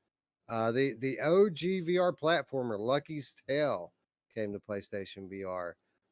This, of course, was developed by Playful. Cost $20 like it always has. Again, came out on April the 7th. Eric, this was basically a straight port of the Quest version, which really isn't all that different than the PC version that most of us are familiar with. It is slightly different graphically. It looks a little bit more cartoony, whereas the original PC one kind of looked more like a plastically action figure type look to it. They also used the new character models from the flat Super Lucky's Tale game that was released on Nintendo Switch and other flat gaming platforms. There's some upgraded music and sounds in the game, and animations as well. The animations are again from the flat version that they released on Switch. All in all, though, a very comparable version of Lucky's Tale, and for those who love platforming, one of only a few options that you even have in VR. So I was happy to see this come to PSVR. And he's so cute. Why should the PlayStation VR people be held back from his cuteness, right? I agree. It's weird how long it took to get there. Like this game is not like graphically demanding. Like you would wonder why. Probably, because it's weird now. I mean, the system is really on its last legs. I mean, to the point where some people aren't even playing Moss on the system because nobody wants to pull it out of their closet. So why now do this when you could have probably done it a year ago or 2 years ago and done way better sales wise. So it's an odd decision. I'm glad they have it. I'm glad PlayStation people have it if they are playing it. But it looks fantastic. How are the controls, Wes? I know you played this. I did not play this. Perfect. I mean, as long as to me, the game is great. The game is a great game. It looks beautiful on the Quest. It looks beautiful on PC. I'm sure it looks beautiful here on PlayStation from what I'm seeing. So the game itself, we know, is great. So if the controls are good, I think this is a freaking great game that they should have had a long time ago. Yeah, well, it's just typical gamepad style controls. You use the DualShock to play this. You don't use motion controllers. So that's one difference between that and the other versions. But I mean, it's not really all that much of a difference because I mean, it was gamepad style controls even when you were using the motion controllers. So yeah, man, it plays and looks perfect. I did try it out on the PlayStation VR and it was great. I had fun with it, and I actually played quite a lot more than I expected to when I got in there and started playing it. I was really enjoying it and just kind of kept going on it. So a really good a really good, again, classic platformer for VR. Um, I think the reason why they waited, well, I don't know why they waited all this time to bring it to PlayStation, but the reason why it's coming now is because they've been porting it everywhere. Like Yep. this was a Rift exclusive forever. And then within the last year, they've brought it to Quest. Then they brought it to Steam and Viport. Now it's coming to PSVR. So they're just kind of putting it everywhere now, as opposed to just available in the Rift store. I think it could be a timed exclusive too. I mean, not that they had a thing, but maybe at some point there was a timed exclusive and they didn't think it was worth it until the Quest 2 came around, and then they're like, well, fuck, we got to make it now. That's such a big platform, and as long as we're making it, we might as well port it to PlayStation VR, because like Wes said, they're porting it to everything else anyway. So why not? And it does kind of suck because not a lot of PlayStation VR people aren't touching their thing. They're waiting for the next one. You know, they've put it in their shelf and let it collect dust, and Moss is a perfect example that is happening. So I agree. I think it could have made more money, but I just don't think it was on their radar until Quest 2 dropped. So, Right. And it could have, I mean, there could have been some timed exclusivity for a while. I mean, it was a pack-in title with Oculus Rift CV1, and this was a free game for years. So, I mean, maybe it had something to do with that. I don't know.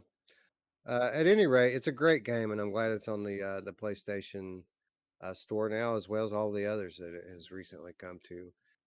It's giving this, you know, otherwise dead and buried title some new life, which is good, you know, because there's a whole new group of VR players now that get to experience this again, classic platformer.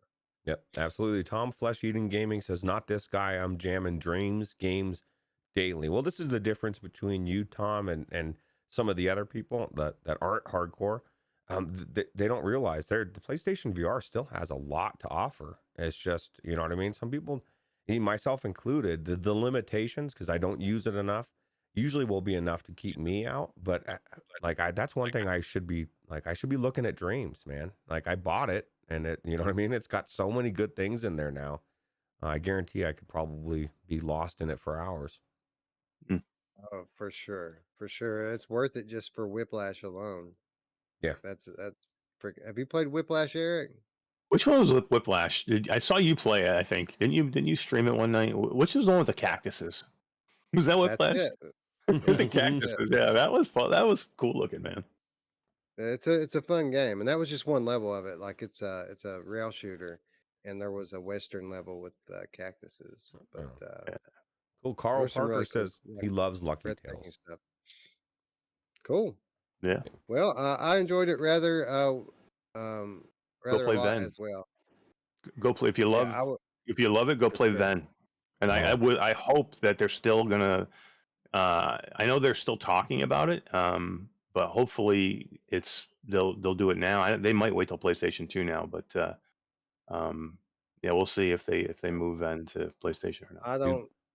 I know what the fate of that is, but I don't know if I'm allowed to say anything about it or not. So, well, I'll tell I you would what. say watch the socials for Monologic Games if you're curious about what's going to happen with Ven and PlayStation VR. I'll tell you what about Ven. I'm 100% agreement with Eric. Like Ven to me is the best platformer in VR, better than Astrobot, and not in a different way.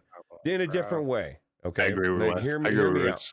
Hear me out. It's in a different way. Astrobot is the Mario we wanted, that has all the swimming level. It's got all the diversity. It's got so much. It's amazing. But what Ven offers that Astrobot doesn't have, which is unique to some people, is that fucking hard. Like, I love hard platformers. I love platformers. I've loved them my whole life. I want difficult platformers. And I'm not saying Astrobot is a cakewalk and it's easy. I'm just saying on that level, I think Ven is better. Astrobot, as far as AAA, polish, everything else, the diversity, 100% better. But it's just not as the gameplay. I love the gameplay of Ven better outside of the diversity. If I could have roller coaster levels and swimming levels in Ven, it would be hands down no brainer to me. It's really good. Some of the later levels are so good, man. I mean, they're like some of the levels when you're actually actively doing things and not just controlling it, you're having to control Ven and then do attacks and protect Ven at the same time. It gets so good and so hard, man. It's one of those games that nobody plays and nobody knows about that everybody should. I agree with all of that. And Vin is an excellent game. It is very good. And if we're talking about Vin versus Lucky's Tale, yeah, man, Vin all day, every day. Astrobot is the gold standard. It's a triple A, first party Sony exclusive game, which is just so diverse in its, gameplay. There's so much content here. Like, I don't think Vin is on that level, but to each their own. I You just guys don't like think it the better? gameplay is as fun. But I agree with everything you just said. I think, for me, because of the difficulty of Ven, I just I love that type of thing. But it doesn't take. I don't think it takes away from Astrobot at all, because Astrobot is the gold standard. If they could have Astrobot with the difficulty of Ven, forget it, dude. I'd never want to play anything else platformer wise. Here's the difference. My daughter can play Astrobot. She cannot play Ven. She's tried both. My daughter can get through Astrobot most levels if I help her a little bit. Ven, she's not getting through those at 7 or 8 years old. It's not that Ven is not a kid's game where Astrobot could be considered a kid's game. Paradise Decay says, Wes, can I time out Ruuts? Well, I'll tell you what, PD. He can. He's a mod. What he just said offends me a lot more than what London Road said earlier. So you have my permission if that's what you're asking. Well, I'll tell you what. I think it's 100% valid. But I mean, it's for me. You know what I mean? If you don't like hard, if you're not into really difficult platformers, you shouldn't play Ven. Because like Wes said, that's 100% true. Kids are going to have trouble playing that game. Some kids. I played that type of game. That's all I played as a kid. I probably would have loved it. But that was all I played when I was 10 years old or 8 years old. And you know what I want to ask? Who else likes it good and hard? Yeah. I was just going to say, that's who I want to ask. Michelle Dillon, you beat both games, I'm assuming, because I know you beat Ven, and I'm pretty sure you probably beat the other. Which one do you prefer? That as would an be adult. the one I would want to ask. Yes. Yeah. That's what I want to know. But ask her. She's in the other room. But what said is 100% true. Astrobot is AAA. It is the gold standard. When I think of Mario in VR, it's Astrobot. Everything I loved in Mario, the swimming, the mine carts, everything was there, right? So think about how difficult it was to get through that minecart level where you had to jump back and forth with the tracks collapsing, and like I died 1,000 times on that. Yeah. Same thing with like the one in the ocean where the boss throws the waves at you and you have to kind of find the pockets and hop over them. I died a bunch playing that. I think it's been a while since you guys played Astrobot. That's what I think. I need to go back into it and play through the whole thing anyway, because I've kind of went in and looked at it on PlayStation VR with the PlayStation 5, but I want to, it's amazing.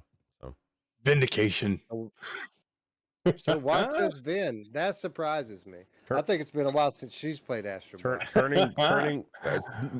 Eric just turned Wes's household upside down right now. I already knew my wife was out of her fucking mind. You guys, that don't change anything. Like if anything, it just solidifies what I believe even more. Don't you let him tell you, Michelle? It's great. Yeah. But I think anyway, Lucky's Tale. I think Lucky's Tale is that cartoony kids game that you guys are talking about. Yep. I think Vin is absolutely super difficult in times, even though they did nerf it from the original version, which I did not care for.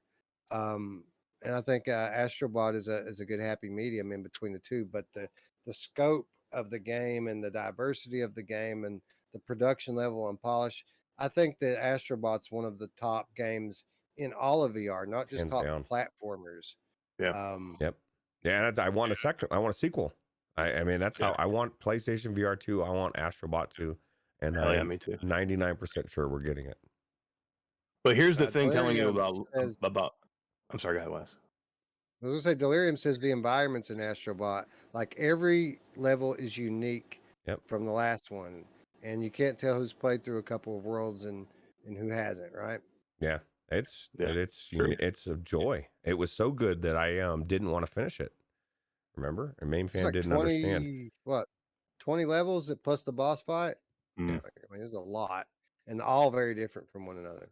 Yeah, yeah. absolutely. I was just going to say it's telling though that we're talking about Lucky's Tale, and mainly what we've talked about here is two different games besides Lucky's Tale, That is kind because of telling.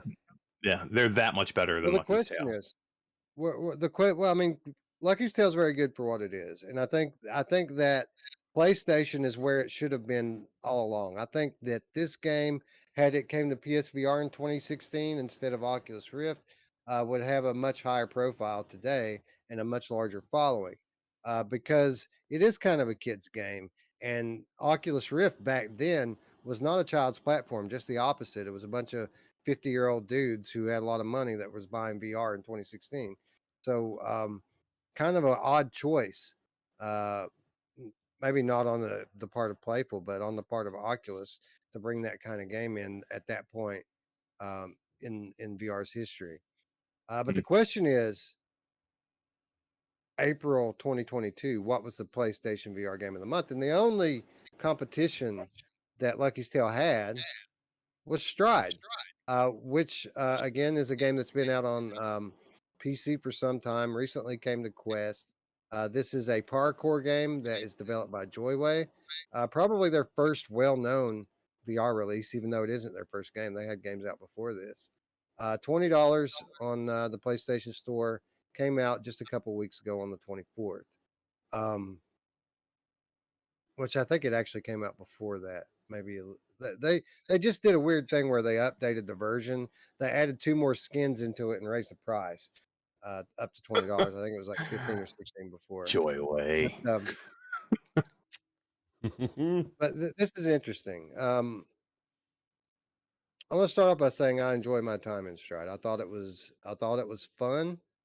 I think that there's a lot of potential here to make a good game out of the mechanics that they've started on with Stride. Ruuts,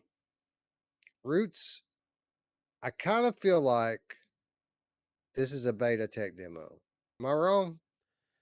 It's funny you say that because we've been holding off on playing this game for as long as it's been out there for the campaign, right? Like literally, how many times have we said, I haven't tried it because I'm waiting for the campaign. Well, I broke that rule today and I played it and I thought, wow, this is really cool. But I also felt like like exactly what I felt like I wanted with the story and everything else. I felt like there's something missing here. Like it's not a full game. And this is my thing too, Joyway. If you're listening out there, please, for Ruuts alone, just give me a jump button. I don't want to fucking do this.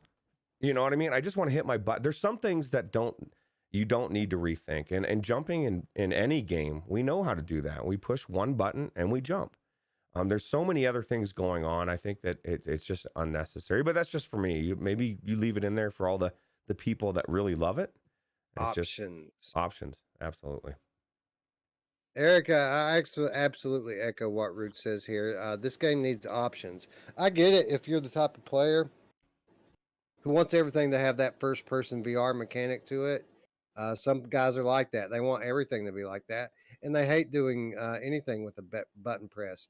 But some of us like to click the thumbstick in to run. Some of us like to press B to jump. None of that here, bro. You're going to swing your arms if you want to gain speed. You're going to throw them up in the air if you want to jump. A unique control scheme, to say the least. But it doesn't exactly work perfectly either. It's a bit janky, isn't it? Yeah, you know what was funny with me is I went in and played again today. But what I want to say is I went into Outlier last night and I played Outlier. So I went back into Stride today after playing Outlier, and I kept trying to use the controls like Outlier has, because the Outlier controls are way better than the Stride controls. So you're 100% right. This is a tech demo so they could move themselves into Stride or into Outlier, because this is what Outlier is now. It's the better version of Stride. Basically, it's the same game. It's not maybe as much parkour, but the movement is almost exactly the same. The gunfighting is almost exactly the same. But it's like the progression of Stride into the next level. So they worked on Stride and figured things out. And then they figured we have a better movement system. The jump system is a million times better in Outlier. You don't need the A button because it's more intuitive with the way you just kind of swing your arm down. And then the double jump system is crazy. Now you don't have the slide here, or like which is pretty cool in this game. I do like the slide, but and the wall running. But everything else, I prefer to go play Outlier, and that's what I would probably have to go to. This game is great, but it's like the first part of a better game that has already dropped now. It's interesting that you say that because I completely agree. And, both games use gesture based jumping, but it feels so much better in the Outlier when you're grabbing air and just throwing yourself and moving your arms downward instead of moving them upward. You wouldn't think it would be that big of a difference, but it absolutely is. Outlier, a much better game, a much more comfortable game. And even though Outlier 2 is a beta, just like Stride is, it feels much further along in development, even though it's been out, a year less than Stride. Stride came out a year before Outlier did. Yeah. Crazy. It's amazing how much they they put really into these two games. They're very, very similar now that I'm getting into both of them. Yeah, and it seems like it seems like there's still potential here. If they do deliver that story campaign that they've promised, then really they would be offering something in Stride that even Outlier doesn't have, because that's kind of the one big missing thing from Outliers, that story to tie it all together. If Stride were to deliver that, I think that all of a sudden the value of this game goes way up in terms of my interest level. Yeah, because I don't give a fuck about how fast I can go. I don't need a big red thing chasing me. Every mode I tried, I was kind of underwhelmed. What I want is I want to start with a story, and it leads me somewhere, and I'm doing something for a reason, and there's something pulling me through the experience. This tech demo for Outlier, and that's perfect description, Mash, is a really good one. And it's a really good experience. And if they can, like Wes just said, if they can add the story that they promised us, I'm going to feel a lot better about it, because I felt duped today, and only by myself, because I had said I'm not going to go on this thing until there's a story. And I said, okay, fuck it, I'm going in. And then I was like, instantly, like, I shouldn't have gone in, because I want that damn story. I want it today. Joyway, please. Thank you. Yeah. And for what it's worth, we are talking about the PlayStation VR version of this game, and I'm getting an echo. For some reason. I don't understand. It's not on mine, because my thing's not moving, so I don't know what's going on. Come and gone a couple times today, but I just want to take a moment to point out that we are talking about the PlayStation VR version, which, on top of the jank that we're describing here, also, as I understand it, has a few performance issues. It's a little jittery and not the best. So even it still has all the same flaws that we're describing here. And I don't want it to sound like we're shitting on it too much. I did enjoy my time in it. I do think there's a lot of potential with it. I feel like it's unfinished, and again, I'm not so sure that this I would call this a game. It's a tech demo. Like, there's modes. I guess technically it's a game, but So do we exclude it from being on the list list this time for potential when they do add the story mode?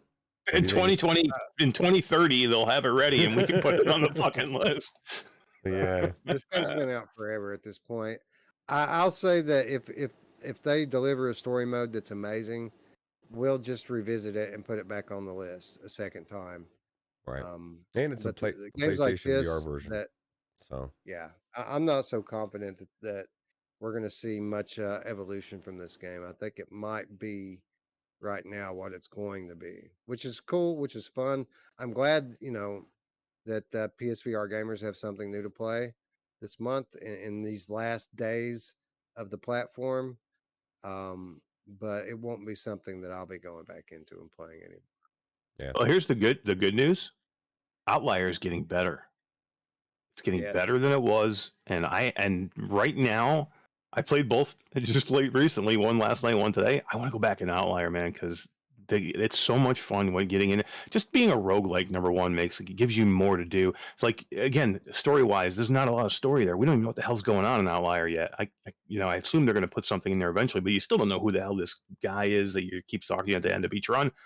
But you're giving me enough with you get enough with a roguelike here to where you can actually increase your run and make yourself better, which I don't have here. So there's even less meat to the game here than there is with Outlier.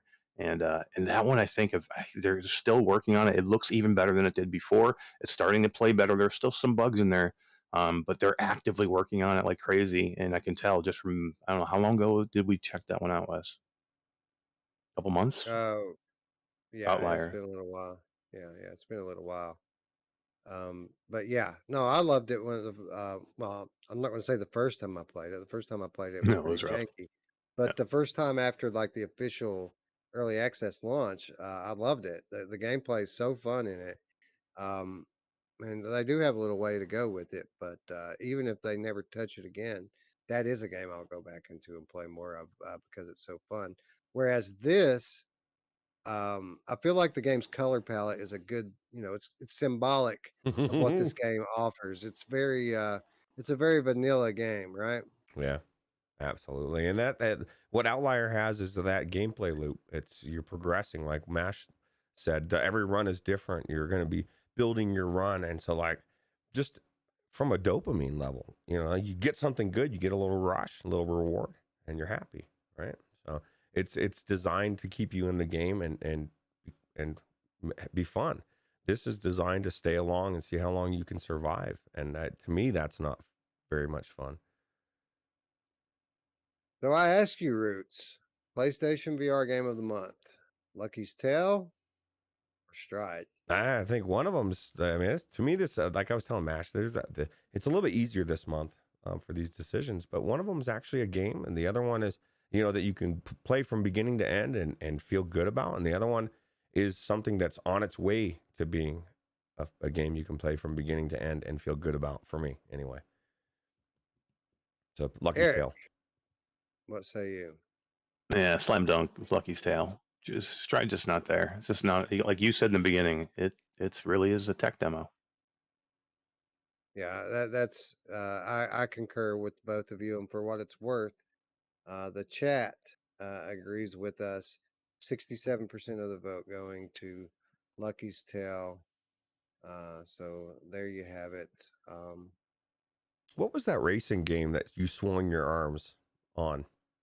Again. Sprint Vector. Yeah, Sprint Vector. Yeah. Do you think Sprint Vector would still be around and actually be played today if they would have had an option to not swing your arms? Because I'm sorry, as much as these devs think that that's a good thing, if you force people to move their arms in a way that's not natural to move, that's not good, bro. Like, that is not good. And most people aren't going to like it. And I guarantee if you had people ask you, what is the one thing you could change? If you could change one thing, that would be biggest on the list. I don't want to swing my arms.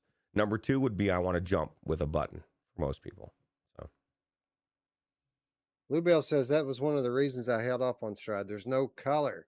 Yeah, man, they should give you like your aim controller and let you have the chroma gun in there, right? That shoots the paintballs all over everything. Splatoon. You can really give this game some flavor. That'd be cool. But yeah, no, I Lucky's Tale is a complete, polished, high quality title, even if it is simplistic and made for children. Whereas Stride is all potential for me, and not much of it realized yet. So, yeah, I think that's a no brainer. Lucky's Tale this week, or this month rather. Let's move along. Let's talk Quest. Much like PSVR, Quest only 2 choices this past month, which is talk about an outlier, Eric. Two Quest releases. When's the last time we saw 2 Quest releases in a month? That's been forever, right? Thank God. 2 bangers though. Yeah. Yeah, 2 bangers, not an easy decision, and I think I'll just go ahead and put it out there up front.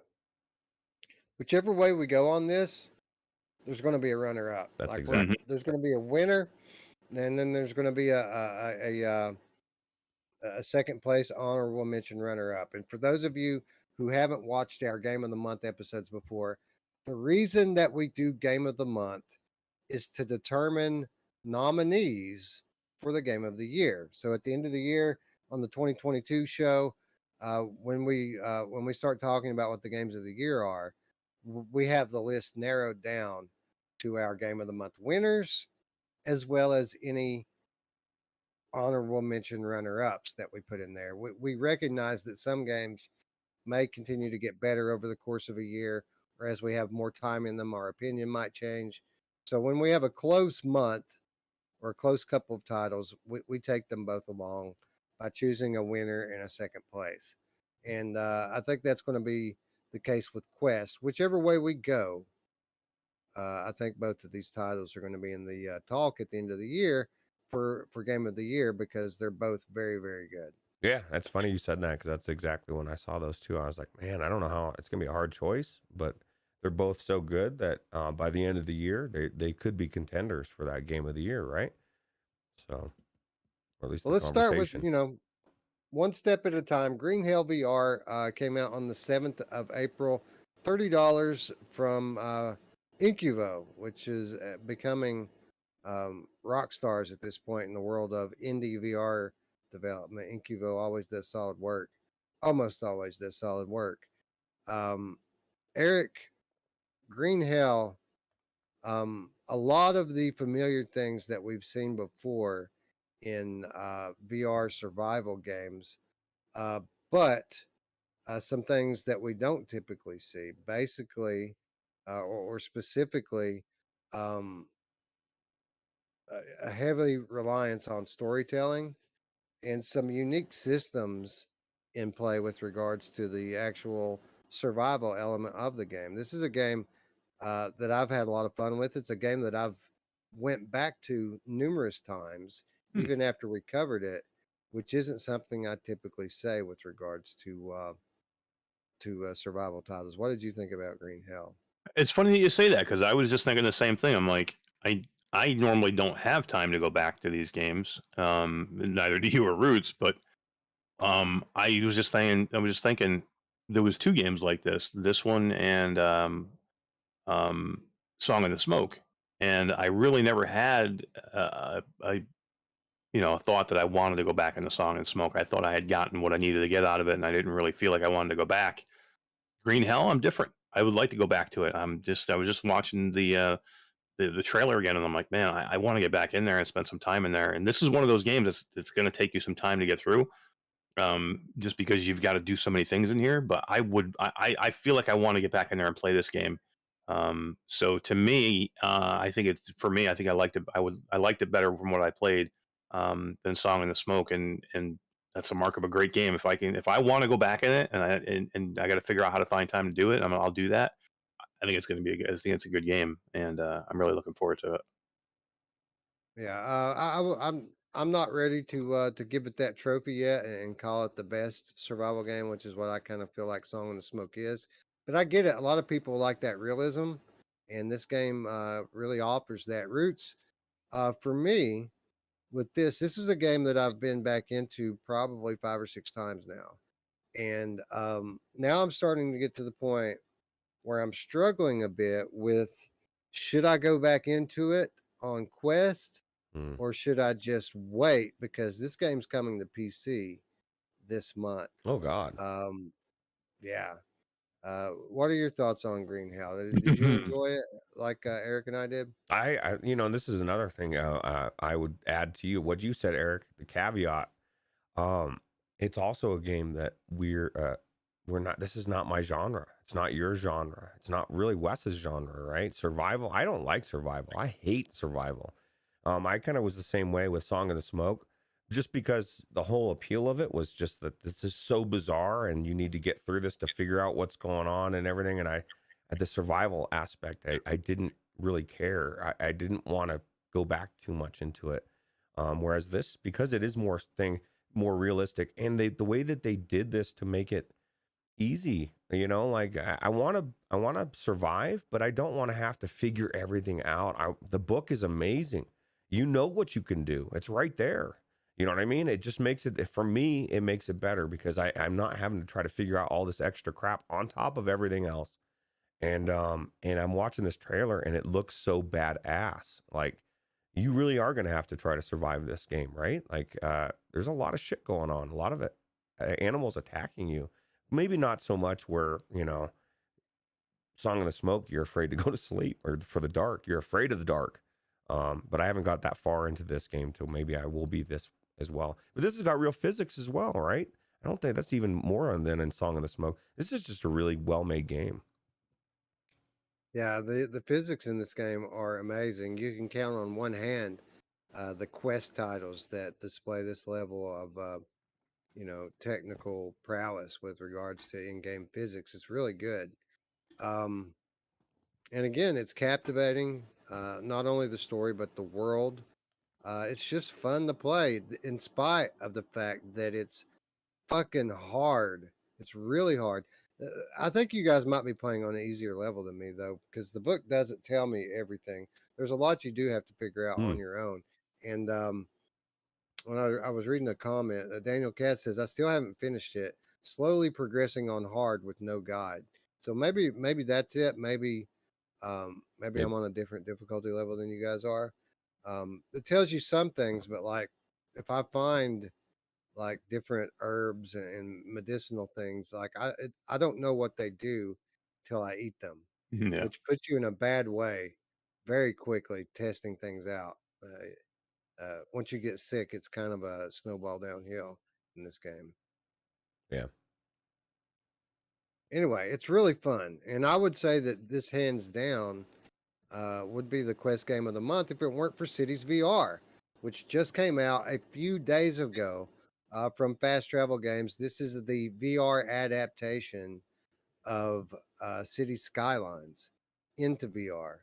Um, as of right now, this is being sold as a Quest exclusive, although I would be shocked if we didn't get a PC version of this at some point down the road. Um, Roots for me with this game, um, the book still has yet to be written. Like, I have played it a little bit, but much like the developer told us it would be, this is a game that takes some time to get established and started in. And I don't feel like I'm at that point yet. I feel like trying to pass judgment on this right now would be wrong of me because I really haven't given it the time it deserves. And to be quite honest, that's part of the reason that we're doing Game of the Month today. Was so that we can really give Cities VR some time this Wednesday, or in between now and this Wednesday, give it some time and really see what it has to offer. What's been your experience so far with Cities VR? Yeah, it's very, very, very deep. You know what I mean? Like, even to the point of like your citizens and the breakdown of demographics, and like, where they're working, how happy they are. There's a lot to it, right? And so, like, it's even just the instance, just even the tutorial, right? Just trying to get the power to it, the water to it. It's not something you're going to walk into and be an instant expert at, unless you've played the flat version. Then everything, I would imagine, is going to be a lot more intuitive. It wasn't that, I mean, once the tutorial was very good, it really showed you everything you can do on a basic level. And then you're gonna be doing other things, I guarantee. But there's so many options too. You know what I mean? This is very detailed, and so it's funny you say what you said, Wes, because I thought the same thing. Because it's so detailed, and I've only barely scratched the surface. How do I say that this game is better or worse than Green Hell? Because it's so deep and it's being so well received, and I've only scratched the surface. But I do want to go back into it, and I'm glad that we're going to be doing that for Wednesday. Eric, a very, very lengthy tutorial on this, and it doesn't even teach you a fraction of what you need to learn. It just gives you the basics just to get started. A very deep, detailed city builder here for VR, isn't it? Yeah, it's hard. It's downright hard. I mean, I'm not a city builder, guy. I don't know. It's not that I don't like them. It's just they're at their core. There are time sucks. They're meant to bring you in and have you waste hours and upon hours of time, but you can burn through them because it's fun. You know what I mean? But that's what happens though. You're supposed to be in there forever. I'll tell you my story. I went into it. I recorded it. I played it and recorded it the first time ever, so I could do it fresh. I didn't do any editing.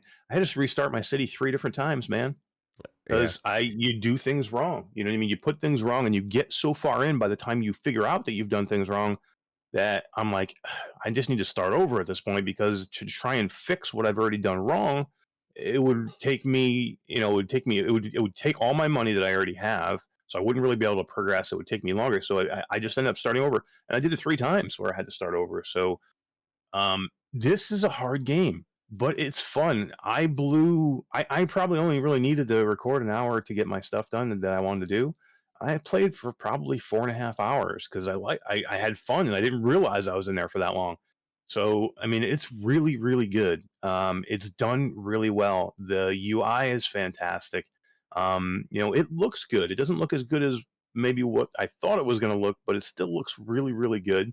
Um, and it's a really really good game, but you have to like these types of games. You have to like managing bullshit because Right. if you don't, this is not your kind of game, man. Y- So and Well, and again, I I was was just gonna going to say ask. a lot of things you'll do flat you don't want to do in VR, and that's the only problem with these types of games. That's all I'll finish with that.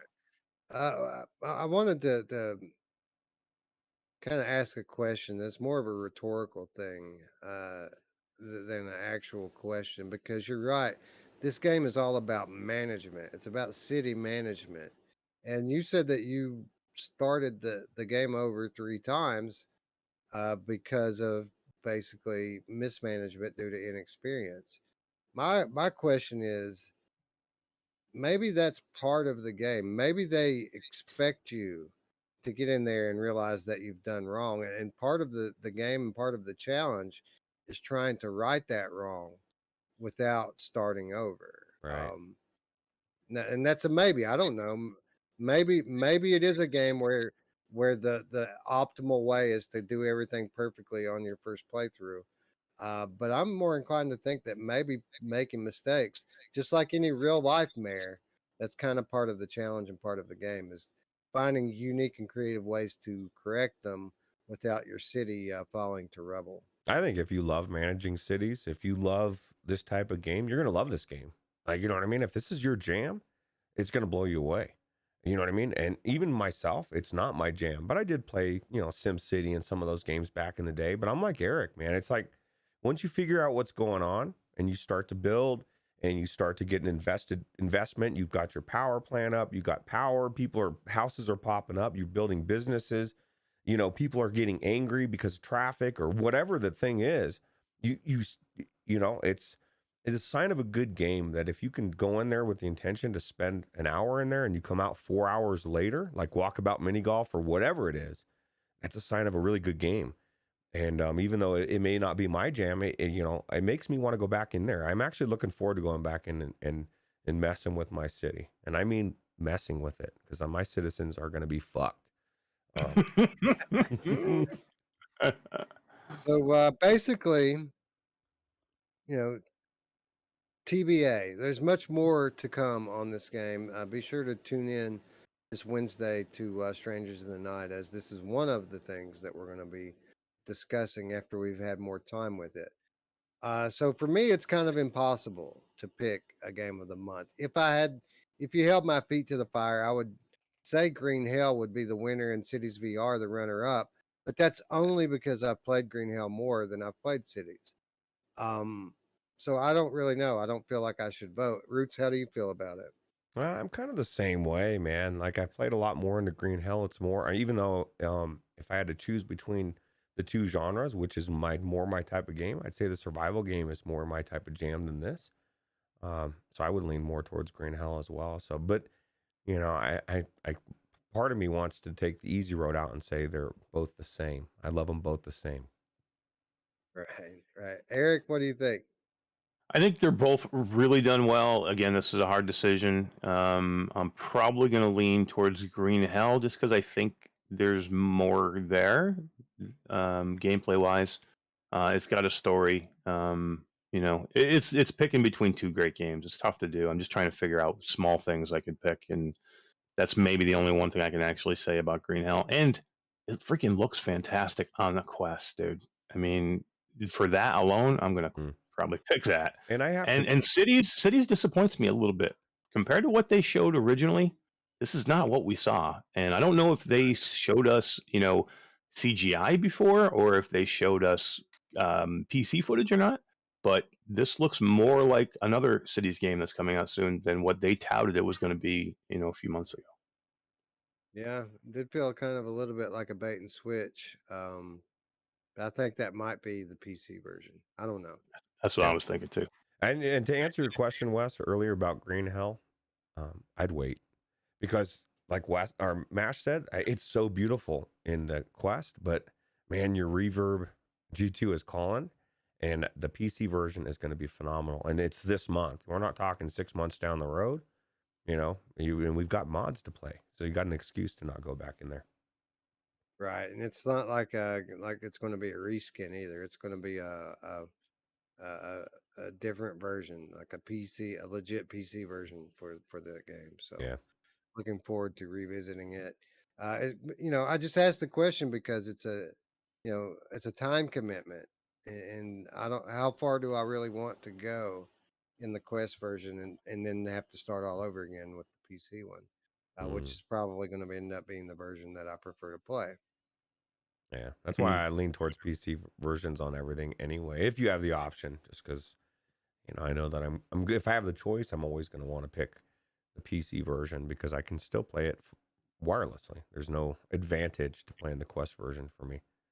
Yeah, Todd is in chat. And he says graphics. Well, he has played through both of these games. I'm pretty sure pretty significantly. He said graphics wise, hands down, Green Hell, but the footage they showed us in the trailer for Cities is very different. It is. Yeah, that's true. So I'm going to go with what Eric says here because for what it's worth, the chat agrees. 71% of the people in chat says that Green Hell should be the game of the month on Quest for April. But again, for what it's worth, Cities VR is officially the runner-up, which means that we are going to revisit this debate at some point down the road after we are better equipped to have it. Yep. Now we get to the interesting part, guys, as we move on to PCVR. And in my opinion, all around, PCVR had maybe the most solid month of the three platforms. It's the only one that had 3 solid releases come out this month, so that's a big plus, right? Starting with a big surprise for not only us but pretty much everyone, The Living Remain. This came from a husband and wife team who call themselves Five Finger Studios.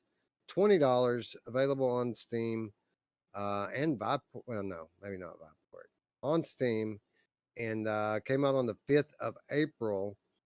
And basically, this is the natural evolution of Arizona Sunshine. For those of you who were disappointed in After the Fall because you would rather have Arizona Sunshine Part 2, you're probably going to love The Living Remain because it's very, very similar to Arizona Sunshine, but it's got a little bit more. It's got a little bit more in this department, a little bit more in that department. It looks a little bit better. I really enjoyed The Living Remain, Eric, and there's a reason why it's here on this list, despite the fact that it's still technically early access. I just think it's one of the better releases this year already, and it deserves to be in this conversation right now. This game's an absolute blast, man. So much fun, and again, 2 people made this game. It looks great, plays great. It's zombies. Who doesn't want to shoot zombies in VR? But it's cool because it's not just shooting zombies either, because you have some environmental puzzles you have to kind of get through a little bit. You've got a ton of shooting. You've got, scary, sounds, and the environment's creepy. There's a story here. There's some weird shit going down. Um, yeah, this game's amazing, and this is another one that I just can't wait to get back in. I want to finish this game, and I can't wait to get back in and do it. Yeah, story driven zombie shooter with for what it's worth, a greater emphasis on exploration and weapon progression than like Arizona Sunshine, kind of basic in those departments. This much improved. Rich, did you have a chance to play the Living Room? I did. I went into it today, and even though I did think I was impressed because I think two people did this, looked amazing. It felt very indie to me. It felt like very indie, and to the point where I couldn't consider it as game of the month. See, I mean, I thought it was certainly, cool, but I just don't. One of these games is a legit polished AAA game. Well, not AAA, but very polished game. And then I feel like this is a work in progress. It's an amazing work in progress, but it's still early on, I think. I see. Well, I will say that this game absolutely did not live up to the hype that surrounded it. People within our space absolutely oversold this game to its detriment. I mean, yeah, they made a lot of noise for it when it launched, but they also gave a lot of people unrealistic expectations with it. When you're putting it in the same breath with games like Half-Life Alyx and Resident Evil 4, you're just setting it up for disappointment. So I was not happy about that, but I was pleased with this game, and I'm like Eric. Like the only reason I even put it down was because I was streaming it, and I didn't want to ruin it for people. But I want to get back in there and finish it off. I'm absolutely having a blast with it. How crazy is it, Wes, that nobody thinks about that? And that's so legitimate. Like when you're streaming a game, especially when it's Mhm. brand new, most people don't give a fuck. And Wes is like always, he wants to preserve that. And I think it's awesome because you want to go into that game the first time and not have seen the entire thing. So I think it shows great restraint to stop. I think this game is really good. I'm not taken away from it, but I just, like I said, when I looked at it in the context of what we're here for, I feel like it's more of something that I could consider down the road once they've, done everything they want to, as game of the month. And in that respect, almost would rather hold it off until then, and not.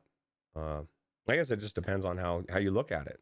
Some people would say, no, this is its time to shine. It's game of the month right now. I don't know. Yeah. Well, my thought with it, with regards to that, I don't see it changing a whole lot. Like I don't see a whole lot. Like they might be able to fix some bugs and things like that, but I feel like the game as it exists today is very similar to what it's going to be when it really reaches full release. Maybe I'm wrong, and that would be great. I think I you're don't know, probably right. Eric. Do you think that this deserves to be a part of the conversation, or do you think we should shelf this for early access? I mean, I would love to say that's what I was leaning on heavily. I'm like, because I'm along the same lines of Roots. There is a game that we're going to talk about that's extremely polished, and unfortunately, I don't think this lives up to that. But I had more fun in this game than I did the other game. Yeah. So, but it's not Right. it's not Eric's game of the month, and it's not this is game of the month for what we think is the best game. And but to me, I'd say, what, if you love Resident Evil and if you love Walking Dead Saints and Sinners, this is like a baby. This is like their baby. It's so good. But I agree. I don't think they're going to change it this much. They could make the experience smoother. They could fix some things graphically, maybe take some of the bugs out. But I don't. They're not going to make anything more out of this game. I don't think the game is there. Wolf Raza played through the whole thing. I think he played through it in one sitting when he first got it. He did love it, but it's a little shallow. Again, it's a 2-person team. Um, but just because we love it and we think it's enjoyable doesn't make a game of the month, unfortunately. Well, let's talk about what some of the other games are. Um, then, so that we have a complete picture of what we're talking about here. Uh, the next week, uh, almost exactly a week later, The Atlas Mystery, a VR puzzle game, was released from top right corner. This one for $15. Coincidentally, coming to Steam as well as Viport. By the way, guys, all of these games that we had to cram for today and check out the ones that we haven't been in, all of them available on Viport. That was incredible that they were all just in one spot, ready to be downloaded and played.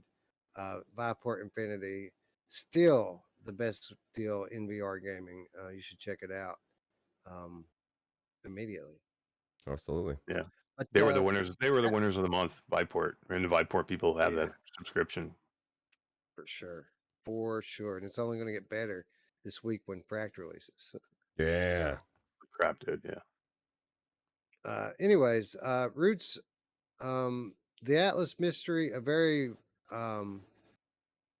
much as advertised, as expected. It's an escape room game in a cool setting. The graphically, I mean, it looked good enough. It was a decent looking game. Everything kind of played like your basic Gen 1 VR escape room. And when I say Gen 1, there were a lot of, well, not a lot, but there were a few flaws that VR has kind of moved on from uh, in the newer games that were present in this one. Nothing big, nothing game breaking, just stuff that's a little bit annoying. Like, for example, something would be laying on a table and you can't quite reach it because there's a chair in your way. The instinct is to grab the chair and move it, but everything the only things that you can interact with are interactable items, right? Like most of the things in this game are static and you can't interact with them at all. So perfectly acceptable in 2016, 2017, even 2018. Just felt a little bit out of place in 2022. Yeah, I felt like that. I agree 100%. There was a point where I was trying to grab something on the table and I was getting pushed backwards, and it's a very claustrophobic feeling. It's I can't describe it. If you've never felt it, which everybody here should have felt it, it just doesn't feel good. And so it's one of those early things. That was pretty. This game's pretty cool. My thing is I felt like the puzzles as well, or I felt like it was a game that maybe was created in 2016 and they just finally got it out to release now. And I feel like a lot of other games have done a lot of what they're doing here and maybe even done it better. But what is here is a cool game. Although my biggest gripe is the puzzles. Some of them aren't 100% like, it's hard to say exactly how to say this, but it's like you're doing the puzzle and you're not 100% sure if you're doing the right thing or not until the very last second you do it, and then it clicks and you're like, okay, and you're 99% sure that that's what you're doing. But it's like some of the puzzles they're just not, I don't want to say they're not intuitive, because they are, because this is what you think you should be doing. It's just maybe there should be something that clues you in a little bit more that, okay, yeah, you're doing the right thing. But yeah, it's pretty cool. I like escape the room games. I like the biggest thing I like about this is when you move from one room to the next, and this is how real escape the room games work. You can go backwards. Maybe you forgot something. You can go back to the other room and check it out and look again and see if maybe there's something there that you forgot or whatever. And that's how the real escape the rooms are. So I thought that was pretty cool too, because not every escape the room does that. Yeah, I really enjoyed the setting and story here. As far as the puzzles themselves go, pretty color by numbers, escape room puzzler. But I enjoy this type of game. So if we were just doing a standard first impressions discussion of it, $15, I would recommend it. Like, it was fun. If you have Viveport Infinity and you like this type of game, I would recommend you play it. Again, though, it doesn't seem on par with a lot of the newer releases to me. Eric, what was your experience with it? Yeah, it's all right. It's all right. All right. I wouldn't recommend this game to anybody except for Viport Infinity. Because here's the deal, or if you're just jonesing for another escape room game, if you're like, oh my god, I need another escape room game because they're so amazing, I love them, then go get it for $15. Otherwise, go get Viport Infinity and then you can play it for free. Because it's okay. It doesn't do anything wrong. It just doesn't do anything. It's like okay. I'm like, okay. I was doing it. I'm like, okay, I'm just going through the paces, just trying so I can get. I'm like, I want to just get through this next puzzle so I can see if there's anything different than the next puzzle, or if the environments are gonna go. Well, I'm gonna go, wow, this is cool, and I'm like, okay, I got through that one. I got through that one. And I'm like, at some point, I'm like, I'm not going anymore. I don't need to. I'm not seeing anything different here. I just don't want to play this anymore. I was just about to ask Now, what you thought of the ending. Yeah, it was super good. D, did you play this game? I will Yeah, I say didn't this: make it to the end. as a fan of this genre of game, and someone who's been on Viveport Infinity for some time, um, a lot of the times when you just check out a lot of these escape room releases, they're really janky and broken from a mechanical standpoint. Not the case here. This thing, it runs like it should, even if it doesn't have like Gen 2 physics going on with it. The Yeah, the agreed. game isn't very buggy. The puzzles work. But yeah, it's I would call it an average to slightly above average VR escape room puzzler. It's cookie cutter. It's it's not the Room VR. Yeah, It people is rave about not the Room VR Room because VR. it's got everything. It's, you know, I mean, you go in there and you're looking at the environments and you're like, oh my God, this is really cool, right? Puzzles, everything. And yeah, to be fair, I didn't get that far. I got, you know, I think 3 or 4 rooms in, and then like Eric said, I've seen enough. Because I kept thinking exactly like, yeah, he's like, okay, well, maybe if I get to the next part and I can make the sodas and do whatever, it's gonna really grab me. And then I get to that point, and then I get the key there, and then I get to you know, it's like you know, I made it through the rooms. You know, but So I think we're all pretty much on the same page here. Atlas Mystery. If you're a fan of escape room games and you want another one, you should play it. But if not, I mean, you're not missing out on a whole lot. yeah. It's a perfect And that Viveport brings us. Infinity title. Really. Yeah, it's That's perfect that's for what's it. so great about Viveport Infinity, because you can go in and try this game, man, for $8 a month or whatever you get it for if you got it on a deal, if maybe a little less. But You might shit, love it. this is what freaking is the because yeah, you might be like, this is my shit, man, and this is my jam. I just gotta play this game for free right now. So Yeah. Anyway, that's going to bring us to our third and final release of April. On the 15th of April, to be exact, in the dead of night, under the cover of darkness, Ultrawings 2 came to PCVR. This was a game that we were eagerly awaiting for a while. Then it kind of got pushed back. We quit paying attention, and then it released to zero fanfare. Like I found out a week after this thing came to PC that it was on PC. Uh, but Eric, um, there was a reason we were looking forward to playing the PC version, and a lot of my experience today in Ultra Wings 2 was validation there. This game, while it is exactly the same game as the Quest version, it does look noticeably better on PC. yeah, I mean, to the point where that was the last game I played before before I started getting ready for the show tonight. And until that point, I was pretty sure I was going to have to vote for Living Remain. And then I went into Ultra Wings 2, and now I haven't been into Ultra Wings on the Quest since we played it. And I thought it looked good on the Quest. But I don't know. Maybe I'm missing something. Maybe I'm not remembering how good it was in the Quest. But this thing looks freaking great on PC. And as soon as I got in there, I was like, "Holy crap! This is freaking great, man!" And now I didn't have time to go back to the Quest version to refresh my memory on what the Quest 2 looked like, but just off of what I was thinking, being in that headset again, or in that game in a PCVR headset, I'm like, holy crap, looks amazing. It looks so much better. So, did you guys get a chance to compare them, or do you have good recollections of the Quest version to say that it is that much better? Because I don't know if it's just recency bias for me or not, but this game blew me away at how good it looked.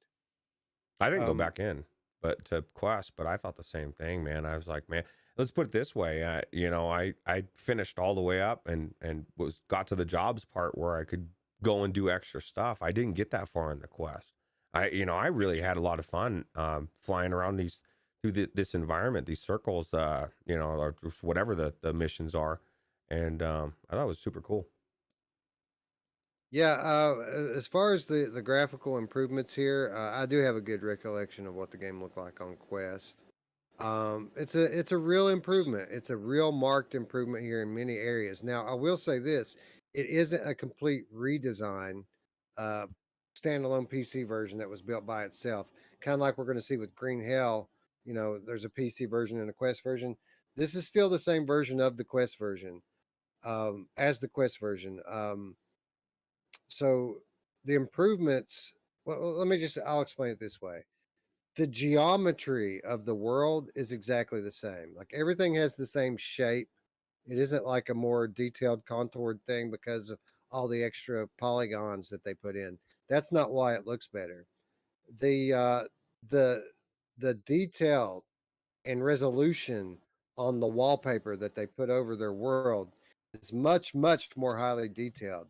Beyond that, the lighting is better and the skyboxes are much more Way better. detailed as well. So while the geometry is pretty much one to one, everything else is better and more realistic looking. And once you get in the sky, like the geometry just starts to fade away with distance, and it just looks really good. Uh, Again, the game was already good on Quest. Just having this uh, increased visual fidelity really adds to the immersion of the game, and yeah, it's a very good game. Head and shoulders above the original Ultrawings, and much more enjoyable for me than the Quest version. Yeah, absolutely. Technoglitch says Dev says it's supposed to work with the yaw, and he doesn't see any support for it, and it needs HOTAS support as well. And the HOTAS, I was thinking the same thing. Although the HOTAS in this, like, and Wes has touched on this many times in many games, right? Usually the HOTASes suck, and like a virtual HOTAS, I can't, they never work. You always feel like it's drifting away. This one works really well. So I thought the same thing. I wish I could use my HOTAS just because I love my HOTAS and having the throttle, but this one works super well. Yeah, I much like with Warplanes, I didn't use the virtual stuff in this game, Oh. except for the ones that you have to use. Like there's even if you use like the gamepad controls, like there are certain things that you have to do in game, which I really enjoyed, kind of like the hybrid control style of it, and I got a grip on it a lot faster than I did originally on Quest. Yep. Here was the biggest issue I saw with the game. I tried 4 different times to get into multiplayer, and not one person. I was just flying around by myself. I could never get into a match with anybody else. Yeah, I didn't even Problem. try, but I mean that just shows you how many people are playing multiplayer, right? I wanted to get in a dogfight. You know what I mean? And you got to open that up. You know, if you're doing the regular, if you're doing the regular licensing thing, you got to open up licenses to move on and move on and move on. And I wanted to get into a plane and start shooting shit, and I did, but I was all by myself. But I mean, I had Um, fun, man. You can get into the shooting stuff in this game is it's as good as Warplanes, and I absolutely love the new Warplanes, man. I'm touting it everywhere as this is one of the best games to play. This is pretty good, man. But yeah. people are playing Warplanes. Nobody playing this. Well, I mean, it would help if people knew that it released, right? Yeah. Like that would probably make a big difference to your multiplayer lobby if people knew the thing came out. And nobody covered this. Like, I don't understand it. Well, like, why would you want anybody to let your game, the game's coming out? It's just it's so weird, man. Like, this Yeah. game is really good, and I guarantee they made it to sell it, and the devs have an artistic creation that they love. Why would you not tell people it's out there, man? Like, it'd be weird to be like Mr. Tass is like, nah, I'm not going to talk about my gun stocks. They'll sell themselves. You need to advertise, So Yeah. So, at the end of the day, when we're talking game of the month, PCVR for April, the question is Ultra Wings 2 or The Living Remain. And, while if you held my feet to the fire, I'm not sure which way I would go on that. Eric thinks that we should shelf The Living Remain because it's early access. And for what it's worth, the chat agrees. 60% say that we should shelf The Living Remain until it receives its final form. So, Roots, what say you? Do you think we should just call Ultrawings the winner here and return to the living remain after it receives its 1.0 update. Absolutely. Because, you know, we don't know what they're going to change or how. Even the bug fixes can be, you know, a big thing. The biggest thing I saw in the comments I looked at today for Living Remain, the biggest complaint, and it really pissed me off, is that it doesn't have index support. And no, I'm not pissed because it doesn't have index support. I'm pissed because the developers clearly said right off the bat, we don't have index support yet. And people still gave it a thumbs down because they're so, I can't, oh man, I can't play it on my said system. People need to realize developers don't own every headset. And so like getting to play it on every headset isn't always going to be the thing, especially for a two-person team. Get the fuck over yourselves. You know, like I just really irritated me. Agree. It's that whole Valve Homer syndrome with review bombing that we've covered many times on this channel. That's not a myth, is it? It's a real thing. No, that's exactly what that's exactly what somebody said in one of the comments. I didn't spend $1,000 for this to not work on my superior headset. And I had to, you know, keep myself from responding because, you know, even me saying what I just said is probably a little too harsh. But it really irritated me because people are very entitled. This is a two-person team that worked their ass off. And you know, to do that, especially when they specifically came out and said, look, it's not going to work on this thing, give them time, you know, pick it up when it does work. So. Yeah, it's like this dev team didn't sell you your superior headset, right? Like, Right. take it up with Valve, right? Yeah, absolutely. Well, and it's because it's such a different system too. You have to have the knuckle controllers, or it's not like you can try and emulate the freaking knuckle controllers. They're so different than every other controller. Where most of the other, like like the G2 controllers, are fairly close to a touch controller. You know, you can probably figure that out to make it work. The knuckle controllers are completely different. To where even most games you have to screw with the key bindings still. And the developers have put it out there for that system, and you still got to mess with the key bindings. That's how different they are. Yeah. So yeah. Yeah, for what it's worth, I didn't have to load custom bindings for any of these games I played today. They all just worked That's good. on Byport. That's Oh good. yeah, it's really good. I hate doing keybinds Anyway, too, by the way. I don't know about US. I mean, I just hate it. I Some hate it. It's people, not that well, hard. It's not hate that it's that hard. It's just another step I gotta people fuck make it around sound with. like it's no big deal, but it's friction. You can say what you want. It's one well, more step.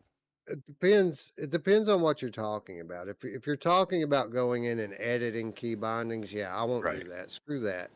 If you're talking about loading a custom binding, that's just as easy as turning on smooth turning. It's Yeah. literally a No, button press. I'm talking about the part where you go in, you think you're gonna be fine. Have to get halfway into the a half hour into the game to figure out, okay, my keybinds don't work now. Now I gotta get out. Now I gotta go pick a keybind I think is gonna work better.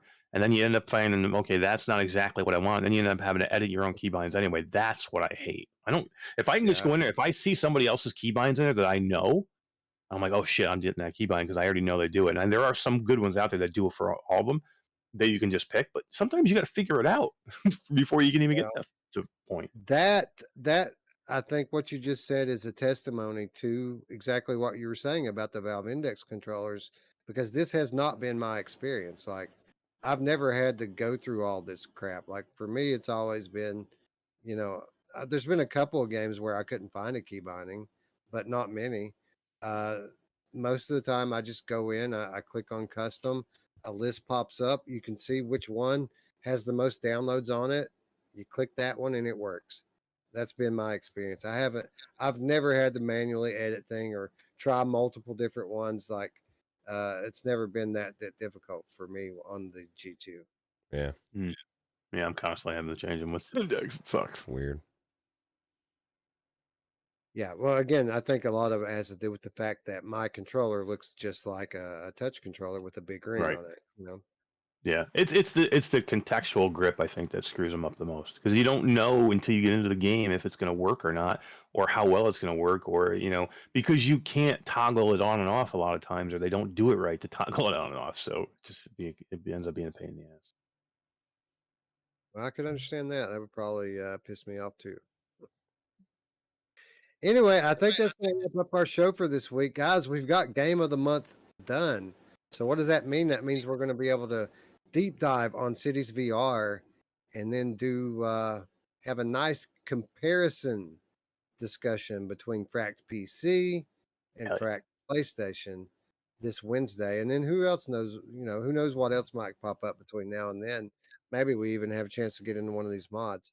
Uh, but I want to thank everyone who tuned in to help us decide what the games of the month were. And we want to thank those of you who are watching the replay.